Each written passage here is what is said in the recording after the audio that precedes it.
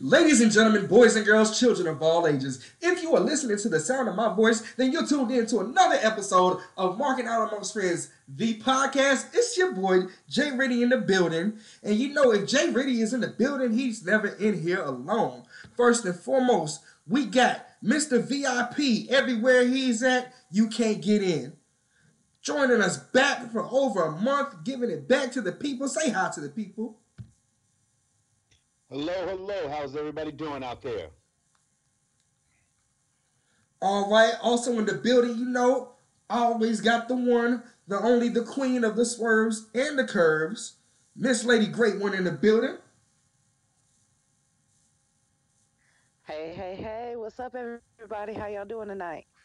No problem. So you know how we in the Marking Out Amongst Friends podcast roll. We got a very special guest in the building. Shortly we'll announce to you guys who that is, and we'll let them sort of address a specific situation that's on their heart, and you know, we'll let them get their rocks off. We're also going to recap the pay-per-view tonight of WWE Fastlane this past Sunday. Give us a couple of ratings, what we think, how we think the show did, a couple of matches that stuck out to us. You know, mark out amongst that quote unquote, wait for it, friends. But other than that, before we get into any of that nonsense, I'm going to hit my damn music. He looks like a fan. Marking out. He was marking out, man. 450 off the top with the top splash. Leader of the new school, ain't no way to stop us. Mark it out, screaming loud, tell me who you with. Competition is none, cause we lunatics. Walk with me down these roads if you're all in. I love the feeling, baby, time to go to work again. Come together like a fist and we do it proud. Light it up and burn it down, cause we marking out. He was marking out, man.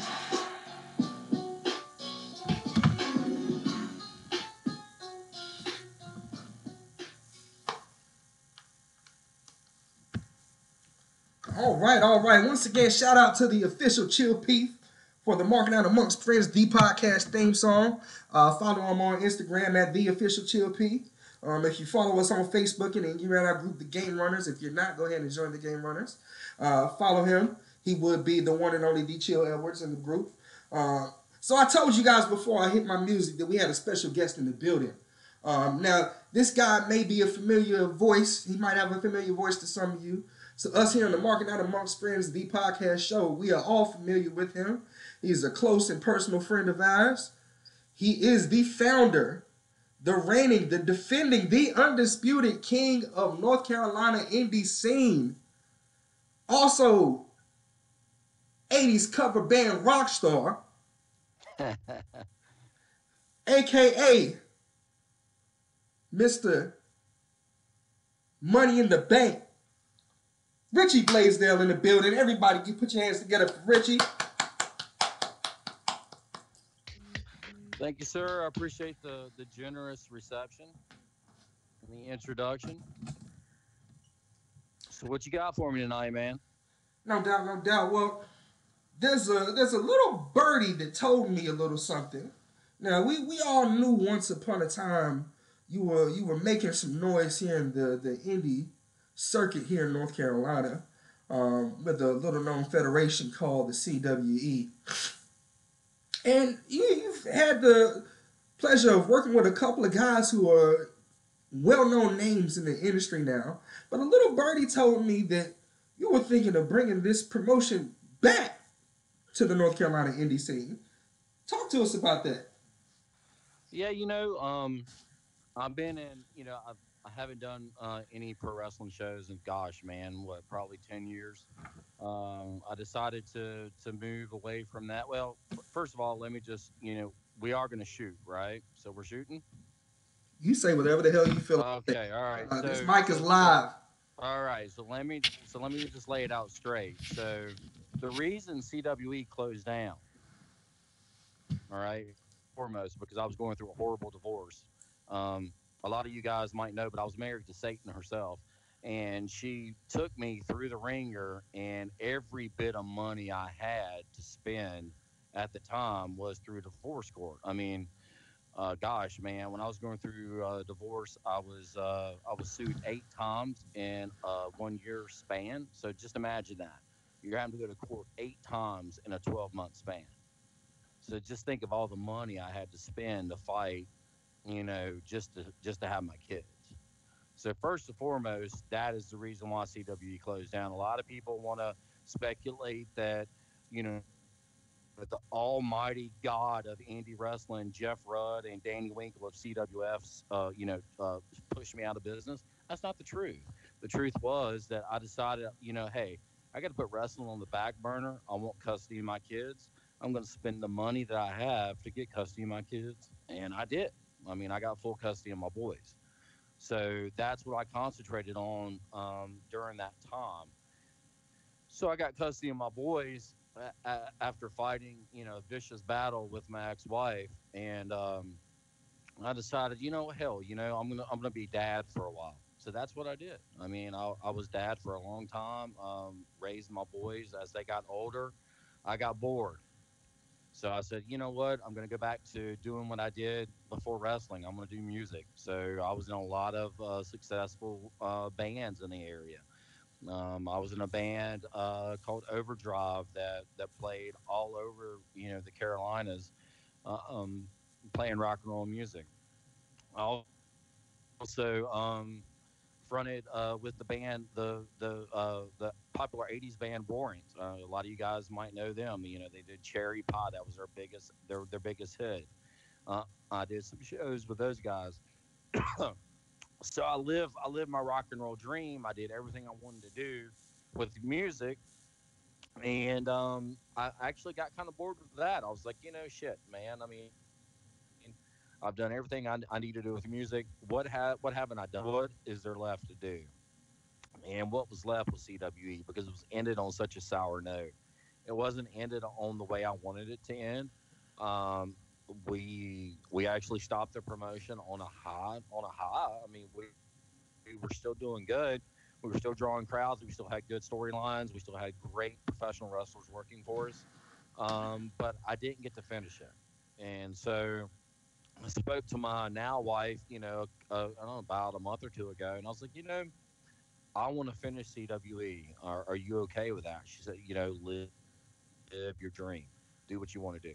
So that's what I'm going to do. I'm going to open CWE back up, and I'm going to finish what I started. Damn straight, damn straight. So for another little known fact, the Marking Out Amongst Friends podcast's very own Mr. VIP was actually a part of the promotion before. So what was it like working with Mr. VIP? Um, Oh Lord, oh gosh, Dante, my buddy.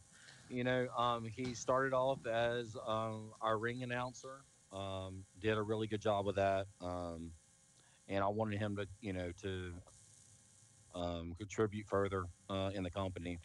So we put him with the Southside Players. He was a manager for a while, and he done well with that. So yeah, Dante did have a lot of positive contributions to CWE.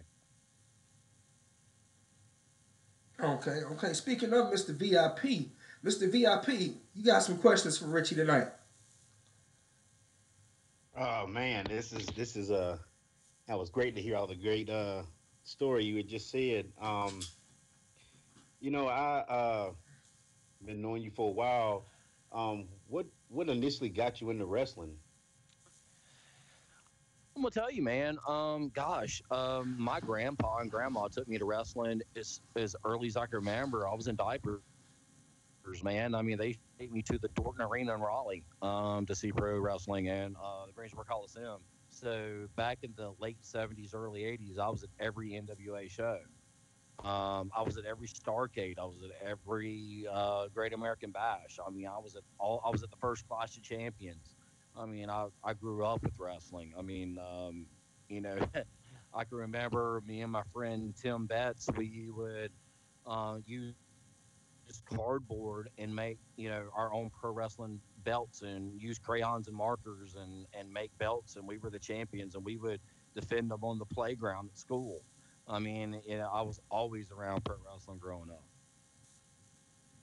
Wow, wow. Um, wow. Yeah, I remember um, looking at some of the shows around here, and I was like, of course, I wasn't old enough to go to them, but that's amazing to get to go all of them historic shows.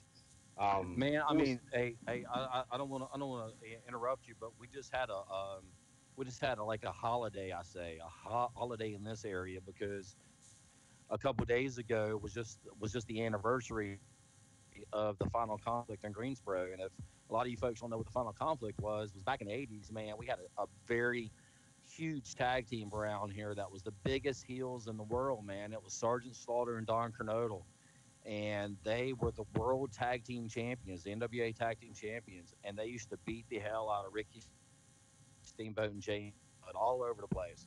And Sergeant Slaughter would put them in the Cobra Clutch, and Don Kernodle would cheat and do all this stuff. And it was the final conflict in Greensboro. And what it was the first time ever, it was going to be Sergeant Slaughter and Don Kernodle in a cage versus Ricky Steamboat and Jay Youngblood. And I remember my dad bought us tickets. And I was like, oh my God, I can't wait to go. You know, I mean, God, Steamboat and Youngblood are finally going to get their revenge on these guys, you know, as a kid. And I remember, I mean, because back in those days, guys, there was only one way to get to Greensboro Coliseum, and that was down 40, and you get off the Lee Street exit, and you go all the way through town to Greensboro. And do you know that the we tried to get to the Coliseum that night, and the traffic was so backed up on the interstate, we couldn't even get to the Coliseum. That's oh how many people were Jesus. trying to get into the Greensboro Coliseum to see this gigantic match. I mean, that's how much it meant to the people around here years ago. Back in the '80s, wrestling ruled Greensboro. wow. That's amazing. Damn straight. I wish I was here for that. Um, some who were some of your favorites? Oh, geez. Ric Flair, of course, was my favorite. I mean, Ric Flair was my hero as growing up as a kid. No matter if he was babyface or heel, he was my guy. I mean, it didn't matter. I had Ric Flair posters all over my bedroom. Um, that's really the only one I really cared about growing up. Really, I mean, you know. And then when the Four Horsemen come out, uh, I know they were bad. You know, they were the heel guys, but I still pulled for them because Ric Flair was in the group. So definitely, Ric Flair was my hero. Well, I mean, if you don't have a lot of people that you look up to, you picked a hell of a one to look up to. I'm telling you, Definitely. man. I mean, geez. I mean, I waited. I mean, you know, Saturday. I don't know if you guys remember. You might be too young, but Saturday morning there was Soul Train, and then there was pro wrestling. And so we watched the very end of Soul Train, and then pro wrestling would come on. And I was just waiting. I mean, I prayed to God Ric Flair would be on TV every freaking Saturday because that's the only way you could see him back in those days. You either seen him on Saturday morning or you went to the arena to see him. That was the only way. Wow, and like growing up in Greensboro, like Greensboro, like you said, was like a mecca for pro wrestling back in the day, and it was slightly before Mr. V and Mr. VIP and I came along. But I remember, my mother would tell me stories all the time of, Flair and Dusty Rhodes, and she said that her favorite wrestler back in the day was Magnum TA. Back in the day, and him, Wahoo McDaniel, and it's always great to hear like people who actually got to experience some of that back in the day. Uh, Now also when you were doing the shows for CWE, um, you did make the jump into getting some in ring action as well as run the company. So what was going through your mind before you had your first match? Oh God. I'm gonna tell you guys. I mean, I'm gonna be honest with you. I was the worst pro wrestler in the history of pro wrestling. I mean, my God, jeez. If it wasn't for a steel chair, I couldn't do anything. Um, no, I mean, it was a dream come true. I did some training years ago. I'll never forget. When I when I first started training, I had really long black hair. Okay, And first day of training, I went and to a little armory in Winston Salem, North Carolina, and a guy by the name of Ken Spence. I don't know, a lot of old school guys will remember Ken Spence. Actually, Dante, you might remember Ken. Ken was the guy that ran sound for a lot of our shows. Ken Spence was a little skinny guy with glasses that would run sound. Well, back in Yeah, those yeah, I know days, who you're talking about. back in those days, Ken was like 300 pounds. I mean, he was a big dude. I mean, he lost a ton of weight back in the day, but he had a wrestling school in Winston, and I went, and I'll never forget the first suplex I took. I forget the guy who did it to me. I don't even remember it. I think he wrestled as the state trooper or stormtrooper or something. But I had my hair in a ponytail, and he picked me up and did a vertical suplex. And of course, I didn't know how to land, man. I didn't know what to do, and so I landed awkward on my side, and I hurt so freaking bad. When I hit the mat, it literally knocked my ponytail out of my hair. Mm. I Wow. mean, I was like, "Oh shit, I don't think I'm ready for this." I was like, "My God, I don't know what I'm getting into." And just, the times where the guy, just going back into the ropes, running the ropes. I mean, getting the bruises on the back, and the guys taking me in the corner and taking shots at chopping me in the chest. I mean, just as hard as they could to try to break me. It was definitely an eye-opening experience for sure. Awesome, awesome. So, just to give a little background of, my first time meeting you, I remember I never had been to an independent show ever. And I was good friends with Mr. VIP. I've known him pretty much all my life. And he was working at the show and he invited me to go to a show.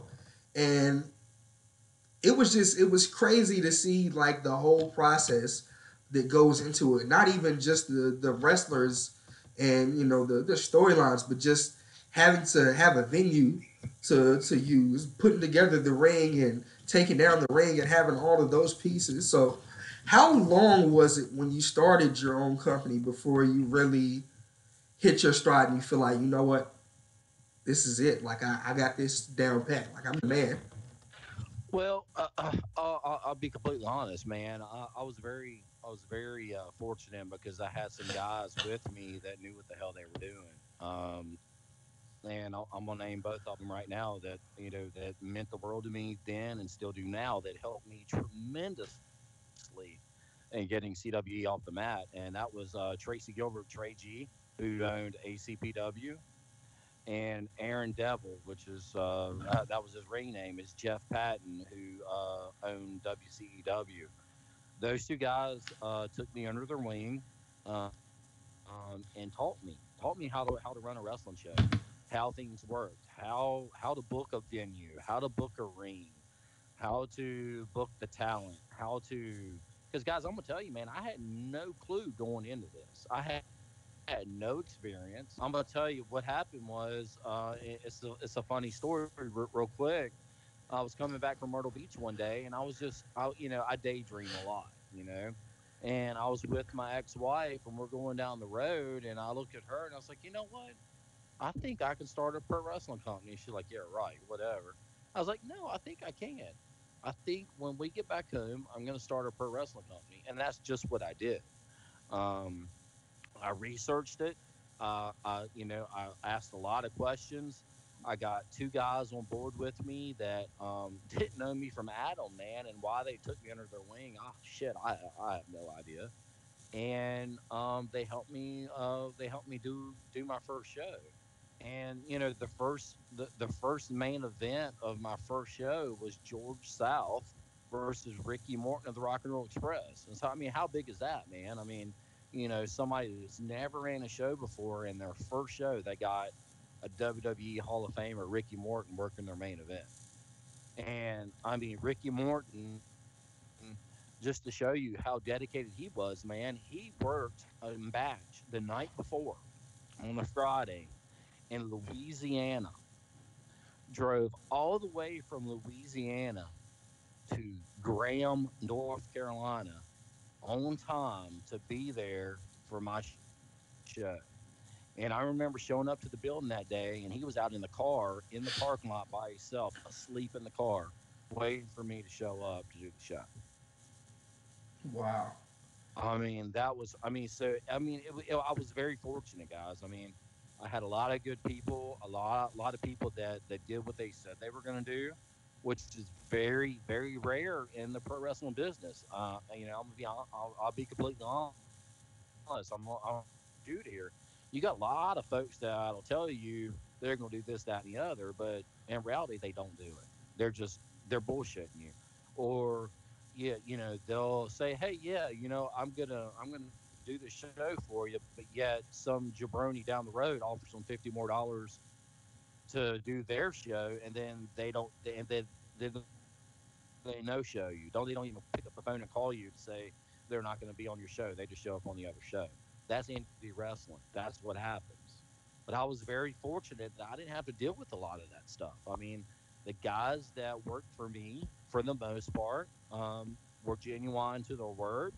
They were dedicated to CWE, and I'm gonna tell you why, guys. I mean, and this is something that I'm very prideful over, and I'm gonna stand behind, and what I'm gonna continue to do. If I told a wrestler that I was gonna pay them X amount of money to show up at my show to work, they knew they were gonna get paid. No matter if I had 5 people there or if I had 500 people there, they knew that no matter what, they were going to get paid what Richie told them that they were going to get paid. There's not one wrestler that can ever say that CWE didn't pay them what they guaranteed they were going to pay, and that's a rarity in indie wrestling. It's a rarity in pro wrestling. Calling Impact Wrestling on line one. Um, but Yeah, but it's always great to hear the ins and outs of the business, because we all think it's just simply taking a couple of bumps and talking shit on the mic. Like, it's a lot of work and planning, and that's not even getting to the finance behind it. So what was the I don't know. I want to ask this question. It's not going to be the same as this previous question. no, go But ahead, man. so, what was like going through your mind on the very first show that you threw? Getting the people in the door, man. That was my number one priority. I wanted to make sure because here I did something a little bit different. I'm a businessman. Okay, so I'm not going to do anything, including pro wrestling, that I know I can't make money off of. I'm just not going to do it. I mean, I'm going to have a business plan. I'm going to have a plan in place. I'm a data guy. I measure everything. So what I did was for my first shows. I mean, well, actually, shit, man. I mean, for most of my shows, I had the show just about paid for before we even opened the doors, and I'll tell you how. Because I went out there and I put feet to pavement, and I got sponsors. Okay, one of my biggest sponsors was Rollabout Skating Rink in Burlington. They sponsored every CWE show, and when I say sponsored, that means they gave me money to put the wrestling show on. And in turn, I gave them X amount of tickets. I put their name on the poster. I advertised for them. They appeared on our DVDs. They were Dante. I tell you, he announced them at the show. We did giveaways. I mean, it was all kinds of stuff we did to promote their product in exchange for them promoting our product. If that makes sense. We had Adams Towing. That was another big one. We had Quick Cash Pawn. I mean, we had Popeye's Chicken, for God's sake. We had Hollywood Video, which was big in Burlington at the time. We had a lot of, corporate entities that gave us money to do the shows. I mean, I had a deal with Office Depot, as a matter of fact. So every poster, every colored poster that CWE was that made, every ticket that was printed, every program that was printed, everything Office Depot donated to me for them to be on the poster, for them to get free tickets, everything. So I mean, a lot of these things that um, some of these indie promoters had to deal with as far as paying out goes, I didn't have to do because I made connections. I went out and made appointments with these vendors or these companies and got them on board to help, and that's what made us successful. I mean, without those guys in the beginning, we would have been dead in the water, guys. I'm gonna be honest with you, because I mean, we had no momentum. Nobody knew who CWE was. I mean, no one knew. I mean, we had to start from scratch. I mean, we didn't have the social media back then as we do now. We had what MySpace. That was about it. I mean, we didn't even. Oh shit! I don't even think we even had Facebook back then. I mean, it was Nope. MySpace and word of mouth. I mean, my God, Dante, how many posters did we put up on drink machines back in the day? Uh, I mean, it was and going to these gas stations and these businesses. Hey, can we put this wrestling poster up in your window to advertise? And then guess what would happen? Then the rival promotion would come around and tear all the posters down. So then we had to put them right back up. I mean, it was a non-stop thing. And we'll get into that later about the rival promotion, I hope, because I want to touch on that quite a bit. Oh, I mean, so what rival promotion was this that was throwing Okay, so the game? well, I'm glad you asked because I was going to bring it up anyway. So, um, unbeknownst to me, back in, and when I say this, I want everyone to listen with an open ear because if Walmart comes into, let's just say, Brown Summit, okay, where Toya lives, right? You think Walmart's going to ask Target for permission to open up a business? no. No, Not at all. no. I mean, they're not going to give a shit if there's 14 Targets opened up. Do you think if Sheets opens up in a town, are they going to go and ask Texaco or any of those places if it's okay to open up? Are they going to do that? Not at all. No. So what's the difference between Texaco, Sheets, Walmart, Target, than a pro wrestling company? What's the difference? It's not a difference. It's all business. That's all business. You're exactly right. So I lived in Burlington. Okay, I lived in Burlington when CWE was formed. So why in the hell would I go out of my town that I live in to promote wrestling? You Why wouldn't. would I do that? Mm-hmm.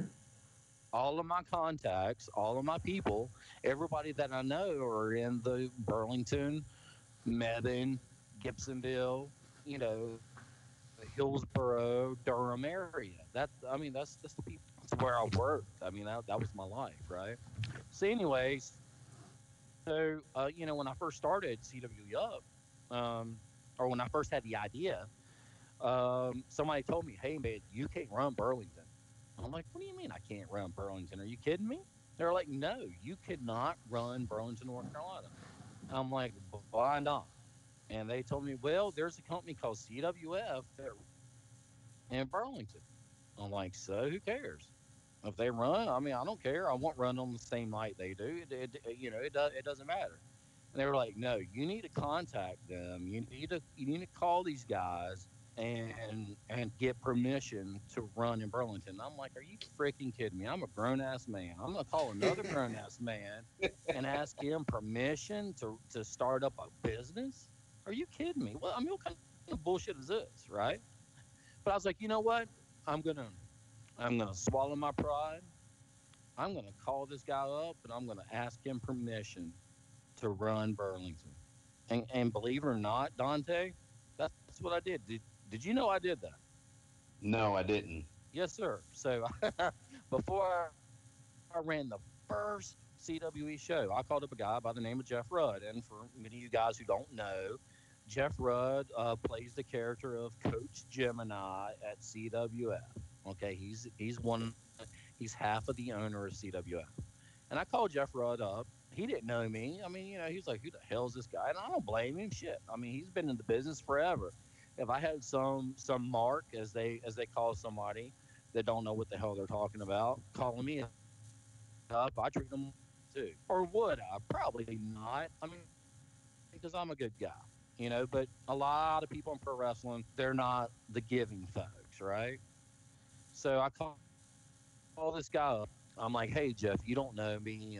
My name's Richie Blaisdell. I have this idea about starting up a pro wrestling company in Burlington because I live in Burlington. I was told I need to call you. What do you think about it?" He's like, "You can't run Burlington." I'm like, right off the get go. Not, "Hey, how are you? Kiss my ass." Nothing. You can't run Burlington. I'm like, "Okay, why can't I run Burlington?" He's like, "Because I run Burlington." I'm like, "Okay, well, how about this? We don't run on the same day." Nope, not going to work. Okay, well, how about if we cross promote? I'll start mine. We do like some sort of invasion thing. We can make a lot of money together. Nope, not doing it. You're not running Burlington. And his attitude towards me, and Dante, as you'll know me, man, I'm easy going, but if you push me too far, I'm like, fuck you, I'm gonna kill you. That's Yeah. just I'm going for your jugular. And so he was very ugly to me on the phone, very disrespectful, and just an asshole. I'll be honest with you. If he would have been halfway decent to me, I probably would have worked with him, and done something. But he was a complete asshole, complete elitist, very arrogant. And I was like, okay, you know what? I don't give a shit what this guy says. I'm running Burlington. And that's what I did. I didn't contact him anymore after that conversation. I said, fuck him. If he's going to treat me like shit and not even give me the time of day or give me the respect that I think I deserve, I mean, I'm a human being, right? Yeah. Then, That's right. I'm gonna do what the fuck I want to do. And so after that point, I did it. And I don't want to jump too far ahead, guys, but it was from that point on, CWF ran opposition to me every single show that I did. So they changed their schedule around. So what I did was I went on their website and I looked at when they had their shows already booked. Okay, because they had booked their shows in in advance, right? And so I was like, okay, well, I'll be good. I won't run opposition to them. I will run opposite of them. So the weeks they don't run, I'll run. Right. So the fans can go to both shows. Does that make sense? Mm-hmm. Yeah. So what did they do, Dante? They switched it. They changed their schedule. So no matter what I did, hell, I could run on a Tuesday night, and by God, they run on a Tuesday night. I could Yeah. run on a Sunday afternoon, and they'd run on a Sunday afternoon. They would change their schedule. They were so worried about CWE, an unknown. Hell, man, they've been running 10 years. What were they scared of? I mean, my God, they had their footprint on the area. I mean, everybody knew who CWF was in Burlington. Why were they worried about me? But they were. And every single show, they ran opposite of me to try to put me out of business from the get go. So what you're saying is that CWF was scared to death of you. Absolutely, man. And I'm gonna take it a step further. God bless him. Bless his heart. I love this man to death. You guys remember Ivan Koloff, right? Mm-hmm. Yeah. Russian Bear, Ivan Koloff. Well, I had him on some shows. Dante, you remember? Yes. I remember him. He did some Russian chain matches. I think he wrestled one against George South. He wrestled against Rick Link on the show. He appeared for me a couple times. And what he would do was he would set up at the Walmart in Burlington. Because I had Walmart as a sponsor too. A lot of people don't know that, but Walmart was one of my big sponsors in the very beginning. They didn't want to be put on posters or anything, but they let me bring wrestlers into their Burlington Walmart and set up and meet the fans and sell tickets. Um, and Ivan Koloff would come in and he would sell tickets to the show. He would meet the fans, do all that stuff. Anyway, so I booked him on a show And I got there early that Saturday morning because I typically stayed with the wrestlers, made sure they were took care of, that they didn't, if they needed something to drink, they needed something to eat, whatever, it was done, right? So I get there that one particular Saturday, um, and Ivan says, Richie, I got to talk to you. I went, okay, what's going on? He said, yeah, I got a phone call from this guy named Jeff Rudd, and I'm like, okay, really? And he said, yeah, guy, him and some guy runs CWF. I'm like, yeah, okay, yeah, I know this guy. Well, he offered me X amount of dollars more if I no showed you tonight and worked his show. I said, you're kidding me. I said, Wow. and he said, yeah, man. He said, but you know what? I'm a man of my word.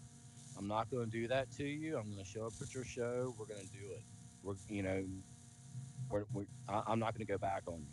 And Ivan Koloff never did. And every time Ivan Koloff would come in, those assholes over at CWF would try to book him out from underneath me because they wanted to sabotage my show. I'd advertised Ivan Koloff going to be on my show, but they wanted to dupe me and have Ivan Koloff appear on their show instead. Now, how freaking crooked is that? How dirty is that? That's some hate That's man some dirty shit. shit. All right. I'll take it a step further. Boogie Woogie Man Jimmy Valiant. We all know him, right? Yeah. All right. Absolutely. How many times did he appear on my shows, Dante? I mean, he appeared a bunch of times. Hell, he was my special guest at the NWA Legends Convention in Charlotte. I brought him in. The Boogie Woogie Man Jimmy Yep. Valiant's a good friend of mine. He helped me a lot in the early days, bringing fans in. Right. They did the same Yeah. shit to him.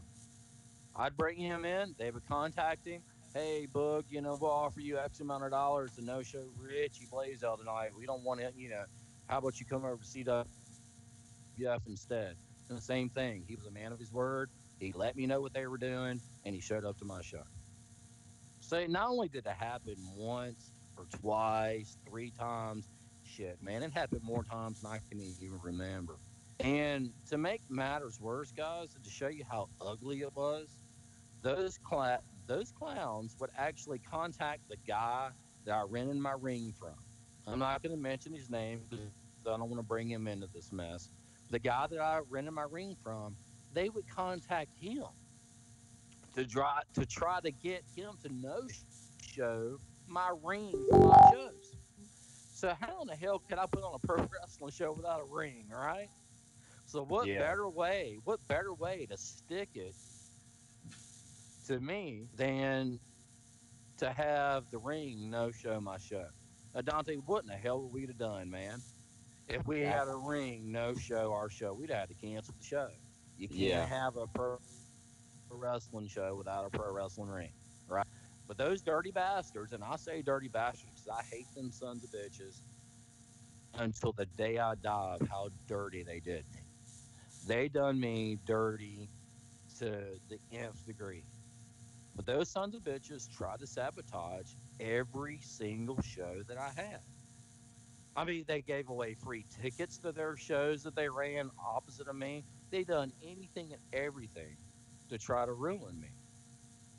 So everyone asked me, "Hey, why do you want to bring CWE back? Why do you want to do this, that, and the other?" Because I got unfinished business with those guys. If I'm gonna be honest with you, I didn't get to end on my own terms. Like I said before, I ended because I was going through a nasty divorce, and I had to put my efforts towards that. But these guys, I think, in their mind, in their got delusional minds that they think they put CW out of business, but they did. And so I'm coming back not only to prove to myself, but to prove to those assholes that they didn't do that. That we were the premier wrestling company in Burlington when we ran. We outdrew them every time. I mean, we had more people at our shows, customers at our shows than they did. Why? Because we put on a better product. We had a better booker. We had better storylines. We had better workers. We had better wrestlers. And guess what? We paid our wrestlers. Something that they still don't do to this day. They don't pay the wrestlers. Their wrestlers show up and work for free. So Now tell me how. Now tell me why in the world, if I'm a pro wrestler, would I show up to a indie pro wrestling show and work for free? Why would I do that? Ain't no way I Why? would. you would Why? this Because not. I have nowhere else to work. If there's nowhere else to work and I want to make it, because golly, look, there's been some tremendous talent that's come out of CWF lately. Trevor Lee, right? Hmm. He's in the Yes. performance center. Trevor Lee's badass. He's gonna make it. If he keeps his head on his shoulders and he does the right things, he's gonna make it. They built their company around Trevor Lee. Trevor Lee's gone. There's no Trevor Lee left. They have nobody left. Ouch. That who do they have left? I look on their roster now. They have Otto Swans. Otto Swans is great. He's a great worker. I like Otto a lot. Who else have they got? Not really anybody. Not really anybody. I'm asking you guys because hell, you probably know more than I do. Who do they got? Roy Wilkins, my God, give me a break. Yeah, Who honestly, do they got? after Trevor Lee, you don't really hear much from him anymore. Yeah, he was the person. Who was that other guy, Dante? That wrestled. That was half the owner's Danny Winkle's son. What was that guy's name? He worked TNA too. What was that kid's name? He's hurt now, but he worked CWF and he worked TNA too. Oh shoot. Everett, what's his name? Hell, I don't even know. Something Everett. Mm. I can't remember his name. You know what I'm Um, talking about? yeah, I know who you're talking about. I can't think of his He's name. great. He's a great worker. I remember when that kid was little, man. I remember going to see him when he was a little kid, man. Before I even started CWE up, he would be at these indie shows and he'd be jumping around the ring. God, he was probably what 8 and 9 years old. Um, he's great. He is gonna be great. He is great. He's got a great work rate. He's been around his entire life. I can't cut it. I feel bad because I don't remember the kid's name. I know his last name's Everett. That kid's good. And when he gets over his injury, he's gonna be great. Now, is he gonna be back at CWF? I don't know, and I really don't care. But I'm just saying the guys that's come out of CWF that are good. You got the Everett kid, and you got Trevor Lee. Who else? Um, I don't know. So now's a good time. I mean, who does CWF have to compete against me? Because no matter where I'm gonna be honest with you, I could do a show in Wilmington, North Carolina, right? 2.5, 3 hours away from them assholes, and they book it on the same night as me. When they find out, and I'm hoping they listen to this podcast, hey Jeff, hey Winkle Dinkle, I'm back. Hey, run against me. I don't care. I'm used to it. I will put on a better show than you every single time. Why? Because I love the business. I know the business. I'm going to bring guys in that love the business. And shots we fired. will we will run a better show than you every single time. Like we used to. There was not one time when we ran that we didn't run a better show than you. And you know it. Hell, you look at your crowd compared to ours. You gave away tickets, we didn't. We made money and we paid our wrestlers. You didn't pay your guys. They worked for free. So basically, CWF, if you're listening, you ain't got the bank account to mess with CWE. You ain't got the talent. You ain't got the storylines. And just think of it right now. Your ass is on notice. But now look, And after that, we look, coming for the look. Like I gold. say, man. Hey, I'm gonna give them their props, man. They've been around forever. They have been, gosh, since I can remember. There's been a CWF, right? They run in a little podunk town called Gibsonville. Anybody know where Gibsonville is? You know, Yes. we're All right. Well, familiar because we're they from run there. a little bitty storage building in Gibsonville now. I don't know why they got out of Burlington, but they run in Gibsonville now. And if you go in and you look at their setup, it's I mean, on camera, it looks great, man. I mean, they got the big screens, they got the pro ring with their banners up, they got the lights, they got everything going. It's all great, I think the love affair that a lot of workers have with them is that they train with CWF. That they actually go in and they start with CWF in their training program. And I mean, a lot of their guys are homegrown, which is good. I mean, look what he's doing. I mean, they do the same thing through the performance center, right? Yeah. Um, but they don't know any different. I mean, because once you start with those guys, they pretty much own you. You're not allowed to wrestle other places unless they book you. I mean, does that make sense? So, like, for example, just say back in the day, I would run with WCEW in Wadesboro, North Carolina, a shit ton of miles away from Burlington, right? Yeah. And I would go and I'd contact somebody from CWF. I don't know, just let's just throw out a name, Joey Sylvia, right? You guys remember Joey Sylvia? Yeah. Absolutely. Joey Sylvia, tremendous work, probably the best worker CWF had, in my opinion, during that time. I mean, they had these other guys that were good, but Joey Sylvia was the best. And I'd call Joey Sylvia up and say, "Hey, look, man, we're running a show down here in Wadesboro. We want to book you." Well, we got to book through CWF, man. So you got to go through Jeff Rudd. I can't take a booking unless you go through him. Okay, well, all right. So, why do you really think that Jeff Rudd would allow one of these guys from CWF to work for Richie Blaisdell, the devil himself, Satan himself, as they called me, down in Wadesboro, North Carolina? Do you think that Hell would no. happen? Hell no. Hell no.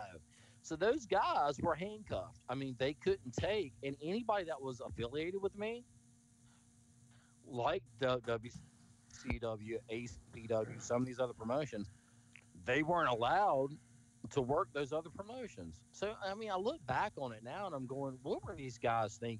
I'm thinking the wrestlers. What were they thinking? I mean, yeah, you can work at CWF once a month for free, okay? And yeah, you're getting some experience in front of the same freaking crowd that comes every time, the 20 or 30 people that come, and you're working for free, but yet, and you're not, I mean, yeah, you're getting exposure, you're getting all that stuff, but who is CWF in the grand scheme of things? Are they bigger than anybody else in here? No. I mean, are they on TV? No. Do they have a TV deal? No. I mean, okay, great. They have a YouTube channel. Big fucking deal. My 14-year-old son has a YouTube channel. You know, so why not take the other bookings to make money out with these other promoters? And it really just boggled my mind back in those days because these guys and let me caveat here. I didn't try to book CWF guys on my shows because quite honestly I didn't want them. We were the Mid Atlantic alternative. We were the alternative to CWF. CWF ran the same freaking shows over and over again. The same old good old boy, old school Mid Atlantic wrestling show, which is great, man. That's what I grew up on. I loved it, but that's not what I wanted to put out. I wanted to put out a more like a ECW, more like a Attitude Era WWE show. So those same guys that worked on their shows, they just wouldn't fit on my shows. Does that make sense? Can you imagine Rick Converse, which God love him, great worker, great guy. He's a good dude, tremendous worker. He was on top of CWF for a long time. Rick Converse, I'm gonna say again, great worker. Can you imagine him in a 10,000 thumbtack death match? No, of course not. God I no. mean, why, God, Definitely for not. God's sake, not. There's no way he would do that, right? No way in For hell. any amount of money, but I can book Rick Link and Aaron Devil, in a 10,000 thumbtack death match and sell out the fucking armory. You know what I Yep. mean? And that's what we did. We did something that was different. I mean, my God, do you think CWF would put out a body bag match, Dante? No, they won't. I mean, you know, I mean, come on, we did. I mean, we had a Miss CWE contest for God's sake. So we hired all these girls to come out there and be as scantily clad. I mean, as almost naked as they possibly could be, to come out and prance their sexy ass around the ring to become Miss CWE. That was great. That was great. I mean, come on.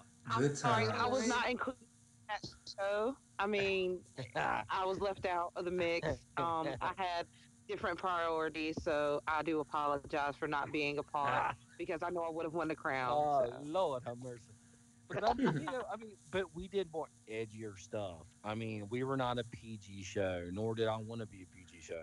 I wanted to be something different, and that's what we were, man. And it worked. It worked good.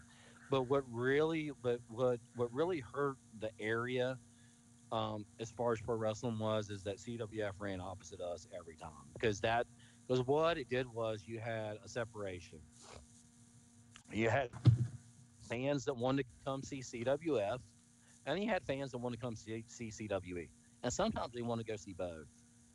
And because those assholes didn't have the thing, I mean, here's the thing: if they would have been smart, you know what we could have done? We could have done a CWE versus CWF, and I proposed to them later on. I actually called it back up after I'd already started. Well, God, years later, Dante. I don't Yeah. know if you even know this. And I was like, hey, you know what, guys? You know, we need to stop this disputing mess. You know, we can make so much money if we work together. I mean, you can have your guys invade my show, my guys invade your show. The people will buy into it, and then everybody that's at your show and everybody that's at my show will combine to be on one show, and we'll make more money. I mean, because that's what it's all about. It's about making money. And these clowns didn't want to do that. They had no interest in it because their ego is so freaking big that they think they're the only pro wrestling company in the world. I really believe that. I think they're so single minded and so pigeonholed into their own inflated ego that they think they're the only people that exist. Dante, I mean, how much money could we have made? My God. Imagine if Scotty Matthews appeared on a CWF show and beat the shit out of Rick Commerce, their top baby face at the time. I mean, how much heat would that have brought? Oh my God, that would be amazing. Or That how would be about smart. if Joey Sylvia and his group of guys back in those days would have come out and jumped on Hang Time and Trey G or any of the baby faces on my show. I mean, you know, it'd have been huge. You know, or DJ P Rock, you remember him? I mean, he was my biggest Yeah. baby face at one time. What if Joey Sylvia would have come out and super kicked his face into the second row? I mean, that'd have been huge. Damn But straight. they didn't want to do it, which is fine. okay. Well, let me jump in for a second because I have a couple questions myself. Okay. Um, being Miss Swerves and Curves, you know, I like to talk dirt. I like to talk a lot of junk. Um, Speaking of talking junk, is there any dirt that you would like to dish out for any of these other indie wrestlers that we have out here? Can you give us any details, any funny little stories there, any dirt sheets that you want to spill out? Because I'm all for it, all ears. Let's see, man. God, let me think. You guys remember Casey McKnight? Yes. All I right. was So waiting for that one to come up. That was what I was waiting to come up. all Yes. right. So you guys remember KC, right? So who is KC in today's world? Scott Dawson Scott Scott Dawson, Dawson, one right? half of the All right. So revival. from so the revival. yeah, right. And honestly, the best tag team on the scene right now. I mean, I give them Yes. props. I mean, I look forward to watching them watching their matches every. They're my favorite tag team in WWE, right? But FTR. I'm sorry. FTR. Yeah, right, whatever that means. But so yeah, so back in the day, Scott Dawson, Casey McKnight, he had a falling out with CWF, and I I had watched his work because I mean I thought I mean God man even back then he was just a kid. His work was second to none. I mean he was good. And so I went one Saturday. I drove to Raleigh. He was Raleigh, Durham area. He was on a show. I don't even remember the show now. Him and the Dawsons. You remember the Dawsons? Yeah. All right. So they were on an indie show. And I went there and because I had talked to him, I can't remember through MySpace or something, man. Email, God only knows back in those days. He said, "Yeah, man, come to such and such show. After the show, introduce yourself to me. We'll talk business." I was like, "Okay." So we go. I meet him. Really nice guy. Really well mannered, well spoken, just a good kid, right? And he's like, "Hey, yeah, I'm interested in being on your shows.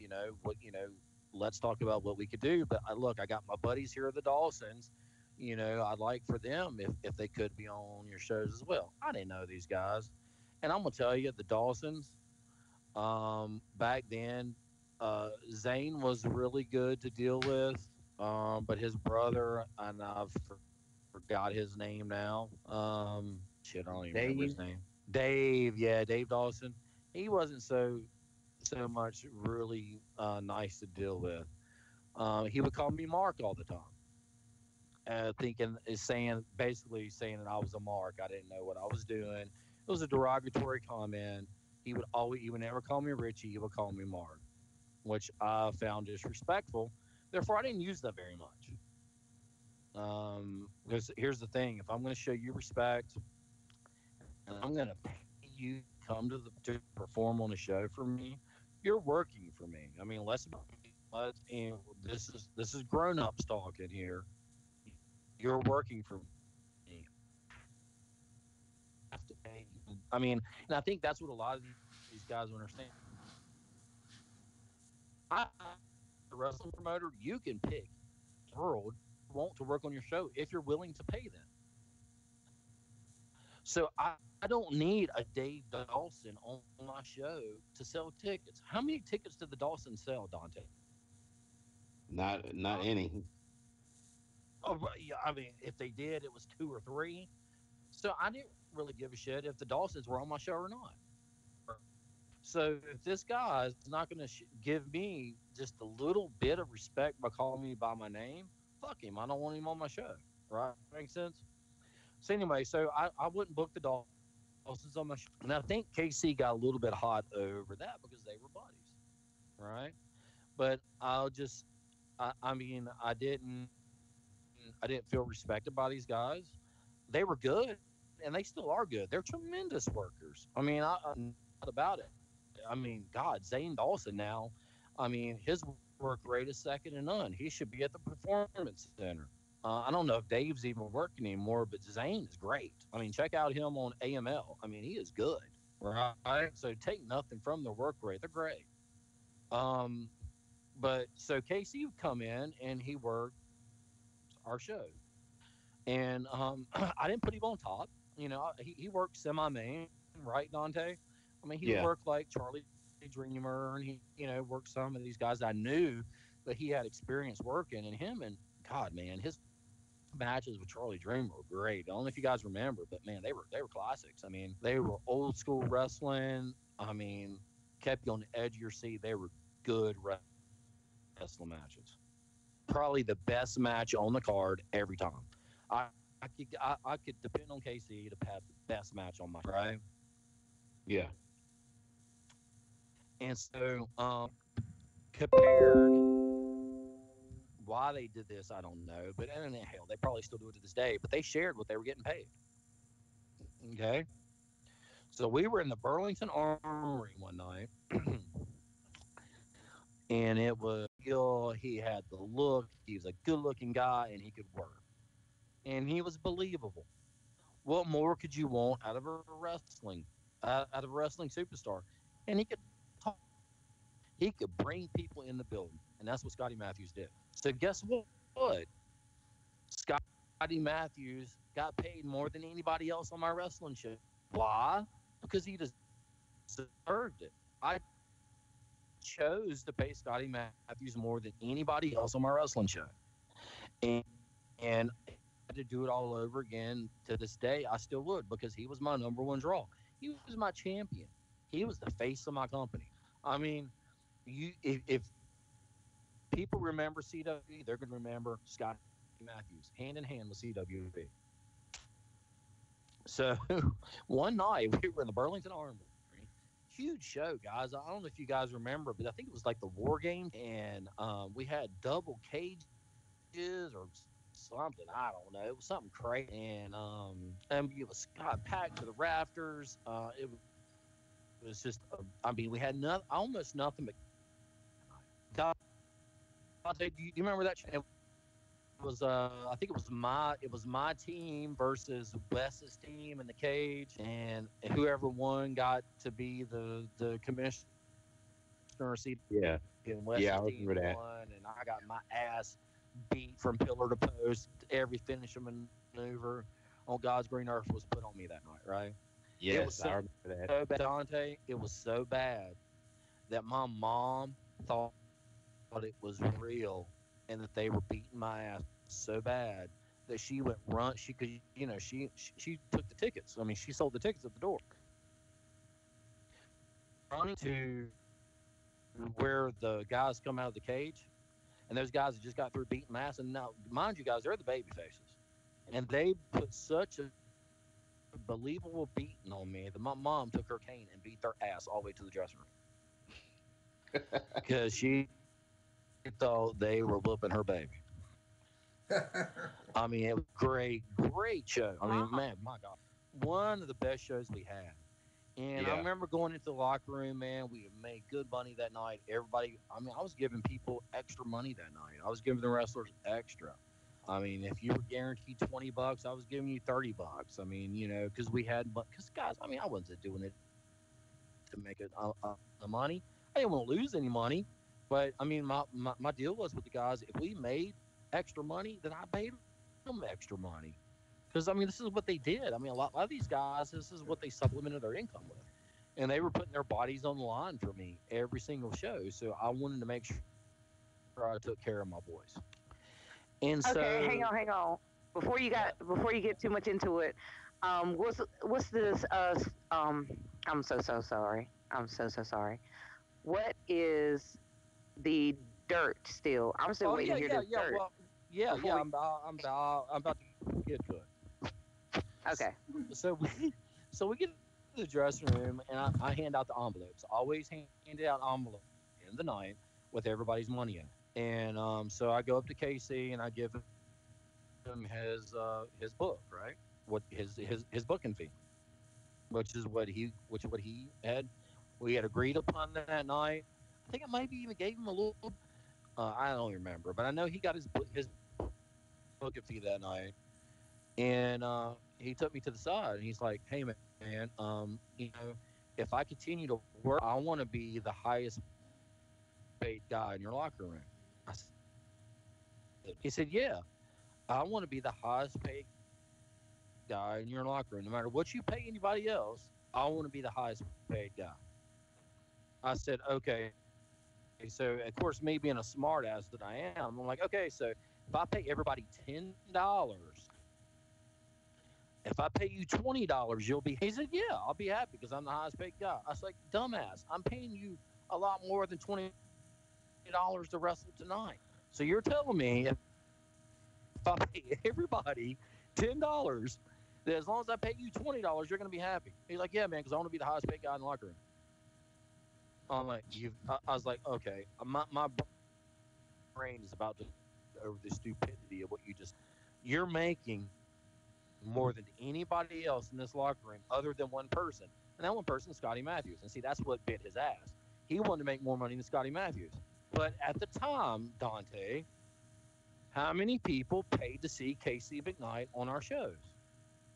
Not as much as Scotty. Nowhere Not as near. much as Scotty. You're exactly right. Could Casey work better than Scotty? Arguably so. He was probably a better pound for pound old school worker than Scotty Matthews, but he wasn't a better performer. He wasn't a better character, right? Yeah. So guess what? Scotty made more than Casey, and there was no way in hell I was going to pay KC more than I paid Scotty Matthews. And if I had to do it all over again, Scotty Matthews, knowing that I know that KC is going to go to WWE, I would still pay Scotty Matthews more than Casey McKnight because Scotty brought the fans in.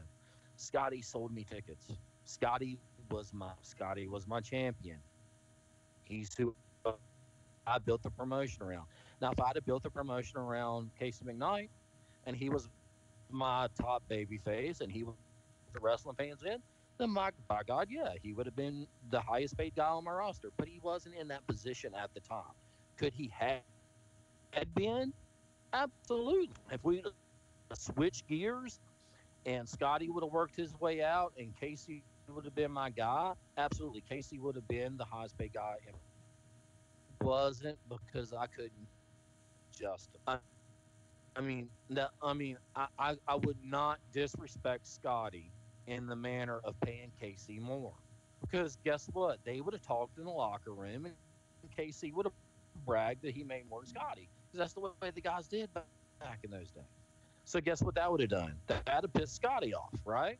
Scotty was my number one guy. So anyway, Casey goes on to send me a long freaking, oh my God, he must have spent hours on this email writing about how he should have been, how he's the number one guy in the Carolinas, and he should be paid more than anybody in my locker room. And if I was going to use him on any future shows, then he needed to be the highest paid guy in the locker room. I said, okay. Well, I tell you what, because at the time, I don't know if you guys remember, but Casey was my champion. Because Scotty had dropped the belt for a little while. Dick Foley, remember him? Yeah. Dick Foley was making some appearances on my show, and yeah, God love him. Jimbo was his name. Jimbo ran a wrestling promotion. Good man. I mean, would do anything. Was great with the fans. He had that love dude, Dick Foley character. Looked just like Mankind. Right? Looked just like. So everybody loved that guy. You remember him, Dante? Yeah, I remember him. I remember Dick Foley. All right, so Casey had our heavyweight belt, and he pissed me off with all this bullshit about wanting to make more money than anybody else in the locker room. I said, okay, I tell you what, Casey, I'm gonna pay you more than anybody else in the locker room for one more show, but I want you to drop the belt to Dick Foley. Okay, so that was my way of fuck you, dude. I'm gonna make you drop the belt to probably the worst wrestler in our promotion. Because I mean, God love him, he couldn't work. He was he was a great guy. Jimbo was great. He was good, but he was nowhere in the world in the league of Casey McKnight. I mean, right on. I mean, no. Yeah, that's true. I mean, my God. So I had a show. And if you remember, KC dropped the belt to Dick Foley, and you know which really sucked because we were in a program at the time. Because I don't know if you remember, we were Casey McKnight was the Diamond, right? He was the Diamond, Casey McKnight, and that's what he went around being. And that was his moniker. So we kind of did a storyline based off. Remember that WCW is the Black Scorpion. Yeah. You remember that storyline? We had the Black Diamond. And this guy would come out, and after every KC title defense, or whenever KC was in the ring, this guy would attack Casey McKnight. And that was our big storyline. Our big payday was going to be a cage match. You know, no pinfalls. The only way to win was to escape the cage. Match between KC and the Black Diamond, they never wrestled. They never worked against each other. And that was going to be and underneath the mask was going to be Charlie Dreamer, KC's best friend, KC's tag team partner, and all the rest of the wrestling promotions. You remember Charlie Dreamer? Yeah, I remember him. Dante? Yeah, Yeah, the blonde haired guy, right? He was going to yeah. win the title. He was going to betray AC McKnight and be the Black Diamond, and he was going to be the Black Diamond, and he was going to be my number one heel. But because and all his bullshit, we dropped the storyline. I said, "Fuck it, I'm not going to deal with this drama." So we put it on Dick Foley, let him run for what a show, and then I put it on Bounty, and then we started a program of Bounty Hunter and Scotty Matthews, and then we just kept going, and we never used Casey McKnight again. So I don't know if you want to say dirt. I mean, I don't know if it's really dirt, so to speak, but it just shows the immaturity of how Casey was at the time. I'm assuming he's matured now that he's in WWE. He did after that exchange with me. I mean, he run me down in the Indys. I mean, my God, he run CWE down. I mean, anytime he had a chance, I mean, he said how big a piece of shit we were and yada yada yada. But I paid him more than any other promoter in the state of North Carolina, and that is a fact. CWF didn't pay him one fucking penny to wrestle on their shows. When he worked ACPW, Trey G paid him because Trey G paid him, but he didn't pay him as much as KC got paid by me because I paid the guys more because I made more. So I guess the moral of that story is that here's a guy that was working on top that was making more than almost anybody else in the locker room other than Scotty Matthews, who was still my number one draw, wanted to make more money than everybody else, even if it was less money than he was already making. How stupid is that? Pretty Pretty damn damn Crazy dumb as if hell. you ask me. pretty But stupid. I mean, my God, man. I mean, you're driving all the way from Wilmington. So, I mean, you're driving from Wilmington, North Carolina, and you'd rather make 20 rather than the 50 or 75 paying you or whatever I was paying him at the time.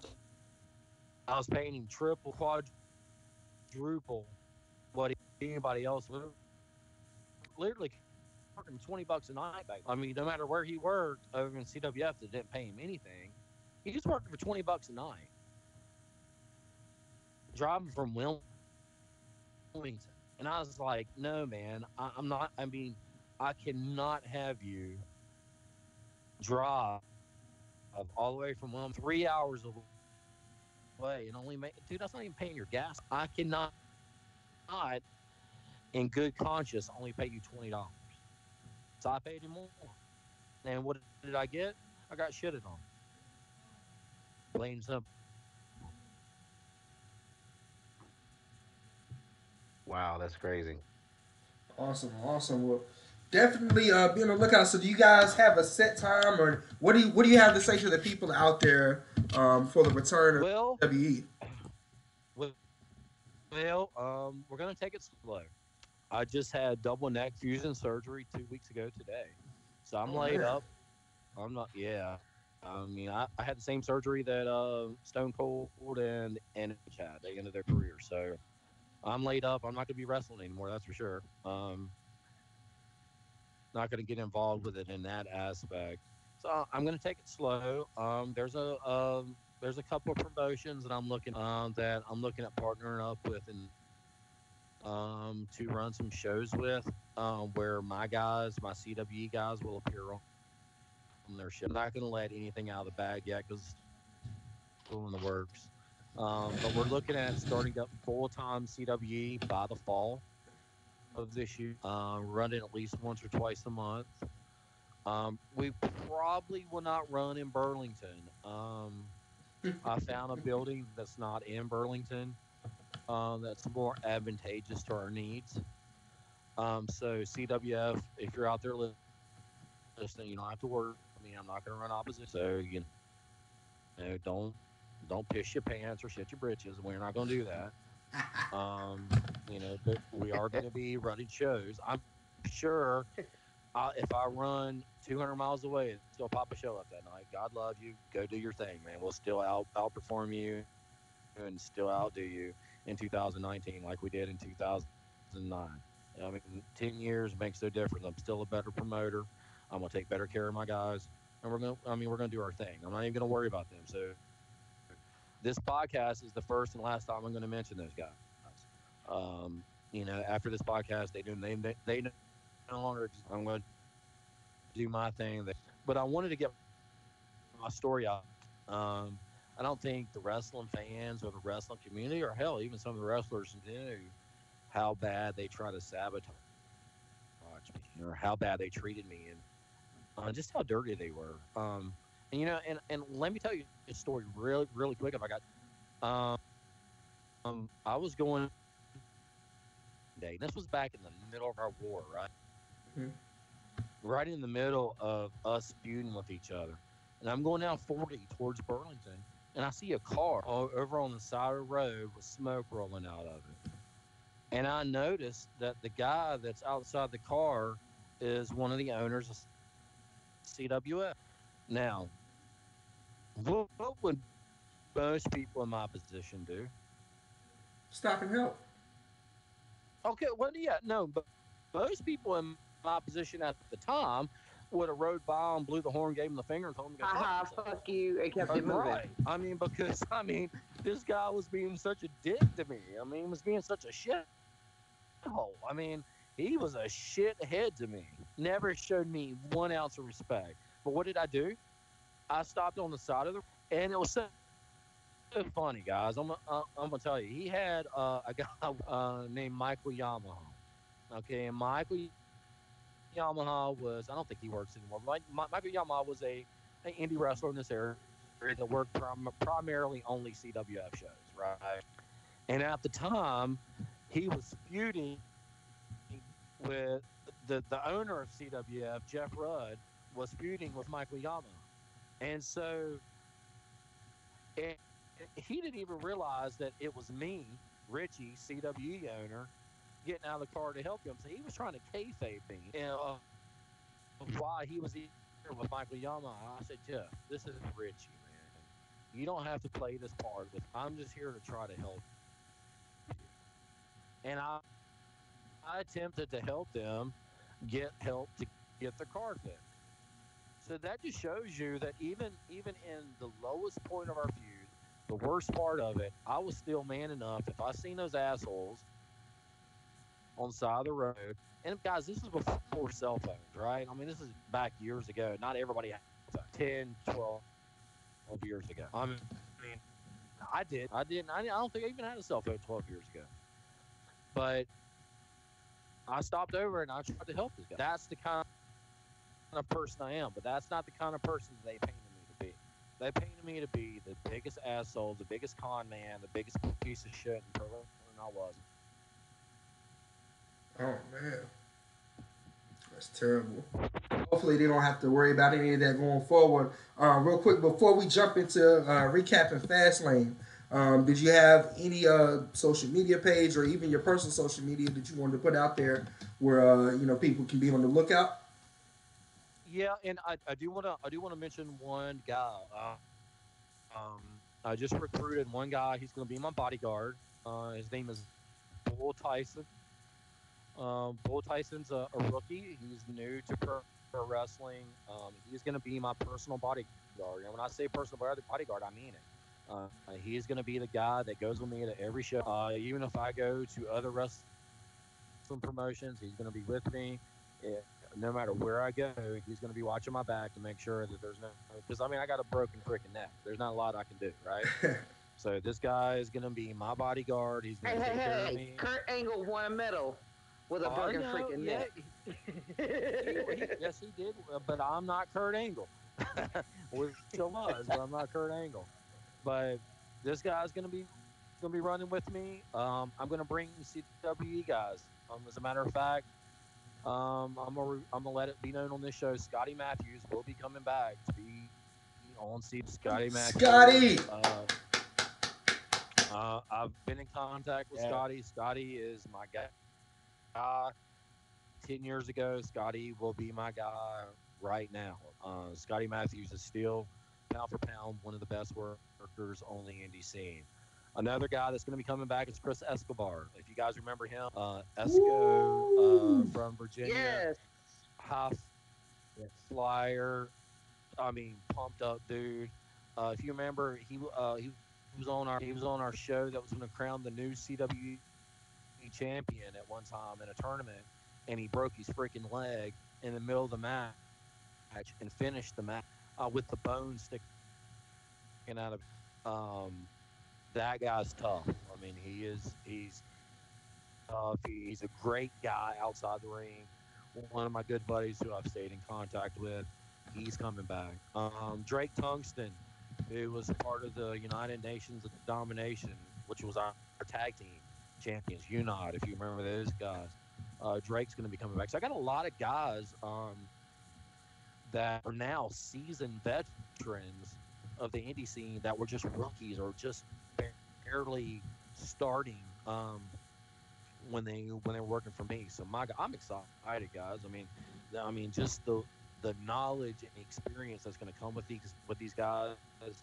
They're going to make CWE the biggest promotion in North Carolina. Oh, whoa, whoa, whoa, whoa. So I'm looking down where now we're live now, so we're getting live comments. So there is a commenter on our live stream right now on YouTube that is seems to be a big fan of CWF and has some very harsh words to say. So he had a little bit to talk about the quality, and then he said CWF for life. So you haven't even started up yet, and you're already ruffling feathers out here, Richie. Uh, Well, but you know what? Here's the thing, which is the great thing about pro wrestling, and especially the indie scene. The CWF guys or CWF fans for life, God love them. They're going to be CWF fans for life. That's great. I encourage them to continue to go support CWF. Not one time did I ever say don't support CWF, don't support indie wrestling. Support what you like. You know what I mean? My whole thing is we're going to be in all too with the norm. We're not going to be the same old promotion that you go to on a Saturday night in an armory or go to in a little I don't even know what you want to call it, little building in Gibsonville, North Carolina, podunk town to watch a wrestling show. We're not that. We're going to give you something different. We're going to give you something edgier. If you like it, you like it. If you don't, that's okay. We're going to have our own fan, just like we did before.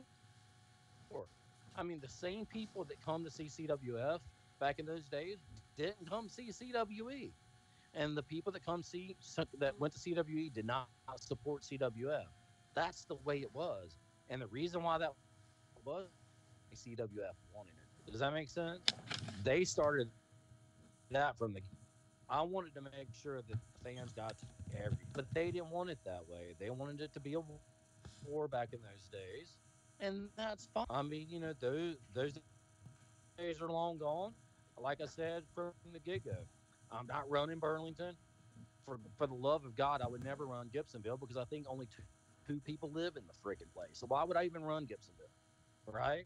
So I'm going to run where I can bring people in and where I can bring fans in to put on a good show. So CWF doesn't have to worry about me. Their fans don't have to worry about me. Well, we are going to put on a better show. all right. Once again, guys, put your hands together for Richie Blaisdell. Be on the lookout for CWE coming soon. Right before we close out the show, we did want to go ahead and recap WWE Fastlane. So, for everybody on the panel right now, what did you guys think of WWE Fastlane? Not all at once. I I'm thought it sorry. was a good. I thought it was a solid pay per view. Okay. Lady Grape. For me, of course, there was a couple of questionable moves there. I'm just anxious to see what we're going to get come Mania, just because of these bold, bold, bold moves that WWE is making, especially with Kofi Mania, hopefully around the corner. Um, yeah, I was surprised. Um, Before the pay per view, I really wasn't excited or really didn't care about a lot of the matches. But after watching it, they put on a really good show. Um, it seems that they're trying to work on storylines more and getting some more in depth into the story. Um, and starting to get some people to get some more crowd reaction. So I was really impressed by it. Um, like Lady Great One said, I can't wait to see what happens at WrestleMania. Hey guys, can I chime in just for a second? Mm-hmm. I forgot one important thing, and I know you're on Fastlane, and I apologize, but I forgot to mention one about this CWF CWE thing. Can I go ahead and then we'll stop that and we'll be done. Hey, speak your piece, my brother. All right. So there's this one clown that goes around. Just I mean, and when I say clown, I'm talking about the biggest freaking buffoon on the pro wrestling scene, and that's Rob McBride. Okay, does anybody know who Rob McBride is? Yes, The I know who he is. He's the Boogie Woogie boogie Man. woogie man. My God, what an idiot this guy is. I mean, he all right, he runs a promotion called RCW. Do you know what RCW stands for? Rob Championship Wrestling. Can you believe that? So here's this guy, here's this buffoon who goes around trying to be a second-rate boogie woogie man. Okay? I mean, there's only one boogie woogie man, and my God, he's 80 fucking years old. I mean, you damn sure don't need to be him, right? There's this guy coming out there trying to be the boogie woogie, owns a pro wrestling company called RCW, Rob Championship Wrestling. Now, how fucking stupid is that? And everywhere, everywhere I go, this clown talks shit about Richie Blaisdell. I mean, everywhere I go. I mean, I've challenged this fool to meet me anywhere and everywhere in any building we've run.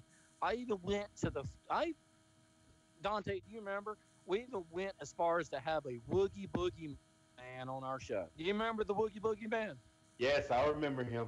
All right, so we had Woogie Boogie to make fun of this clown, just to try to draw him out of the shadows that he was hiding in, just to show his face on our show, because all he wanted to do was talk shit on the internet. But did he do it? No. Of course And not. that's all he. No, he wouldn't. He wouldn't. You know why? Because he was under Jeff Rudd and Danny. He was their boy. He wasn't going to do it. He was scared. He was scared he'd lose his spot in CWF. Oh God, the ever loving spot of no pay McBride. That's what I called him. No pay McBride. Yeah, go work the show, make no money, have Rob Championship Wrestling, make no money, do your thing, brother. But I mean, don't talk shit about me. I mean, we were the premier pro wrestling indie company at the time, but he still ran me down. I've challenged this fool all over the place. I will continue to challenge him. And this is a straight shoot. Anytime Rob McBride, broken neck or not, anytime Rob McBride wants to show up on my show and wants to get in the ring with me with a broken neck, I'll whoop his ass. End of story. you hear End of that? story. The challenge is issued. Anytime, and look, I guarantee you, if Rob Championship Wrestling starts back up, which I hear they're going to, if Rob Championship Wrestling starts back up, I will bring me and Bull Tyson will show up at Rob Championship Wrestling. I dare them to throw me out. I dare them to throw me. I'll pay the $10 to get in or whatever it is, and be bored half to death watching the same old bullshit over and over again. But I will go to their show, and I dare him to say a word to me. So I'm sure he's listening to this podcast because my God, if I'm talking about his buddies in CWF, oh Lord, he's gonna be all up on it. I dare Rob McBride. I dare him. Boogie Woogie Man. I dare him to do something. Hey, the ball's in your court, big boy. Mic dropped. Bring it. Boom, Boom. bitches. All right. that's After a that, that's I mean, that's enough free how can you publicity. follow? That's enough free publicity for Rob Championship Wrestling. Uh, let's see, Fastlane. God, man, you dropped so much tonight. I halfway don't even talk about Fastlane. Like, I know. gosh, oh my goodness. Uh, so I'm gonna do a quick rundown of the matches. We had 10 matches on the show.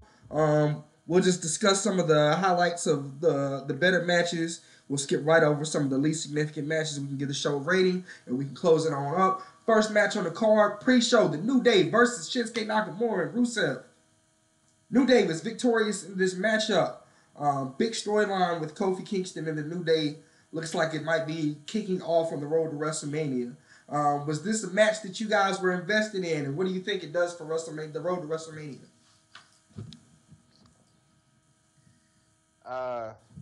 You pretty much know that I hate when they just put two single stars together and make them some tag teams. So um, that part of the match really wasn't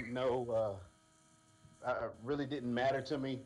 Great stars in the match, but made up single star tag teams, I really don't like that. Right. I mean, I'm the same way. As a matter of fact, even though I like both of them as single stars, I really don't want to see this develop into the tag team. Um, I just don't see what they're gonna do to draw anything as a tag team. They're much better draws as single stars. Anybody else got anything on that one?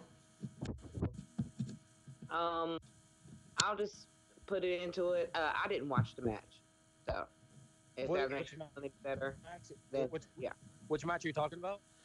New Day versus Shinsuke Nakamura and Rusev pre-show. Yeah, that was a throwaway match. I mean, it served no purpose.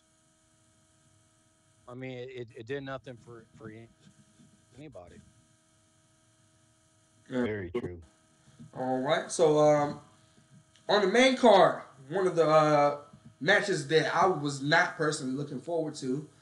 This one, Lady Great One, definitely caught this one through and through. The Usos defeated The Miz and Shane McMahon and retained the SmackDown Live Tag Team Championships. We saw Shane McMahon turn on The Miz and make his first heel turn since his return to WWE.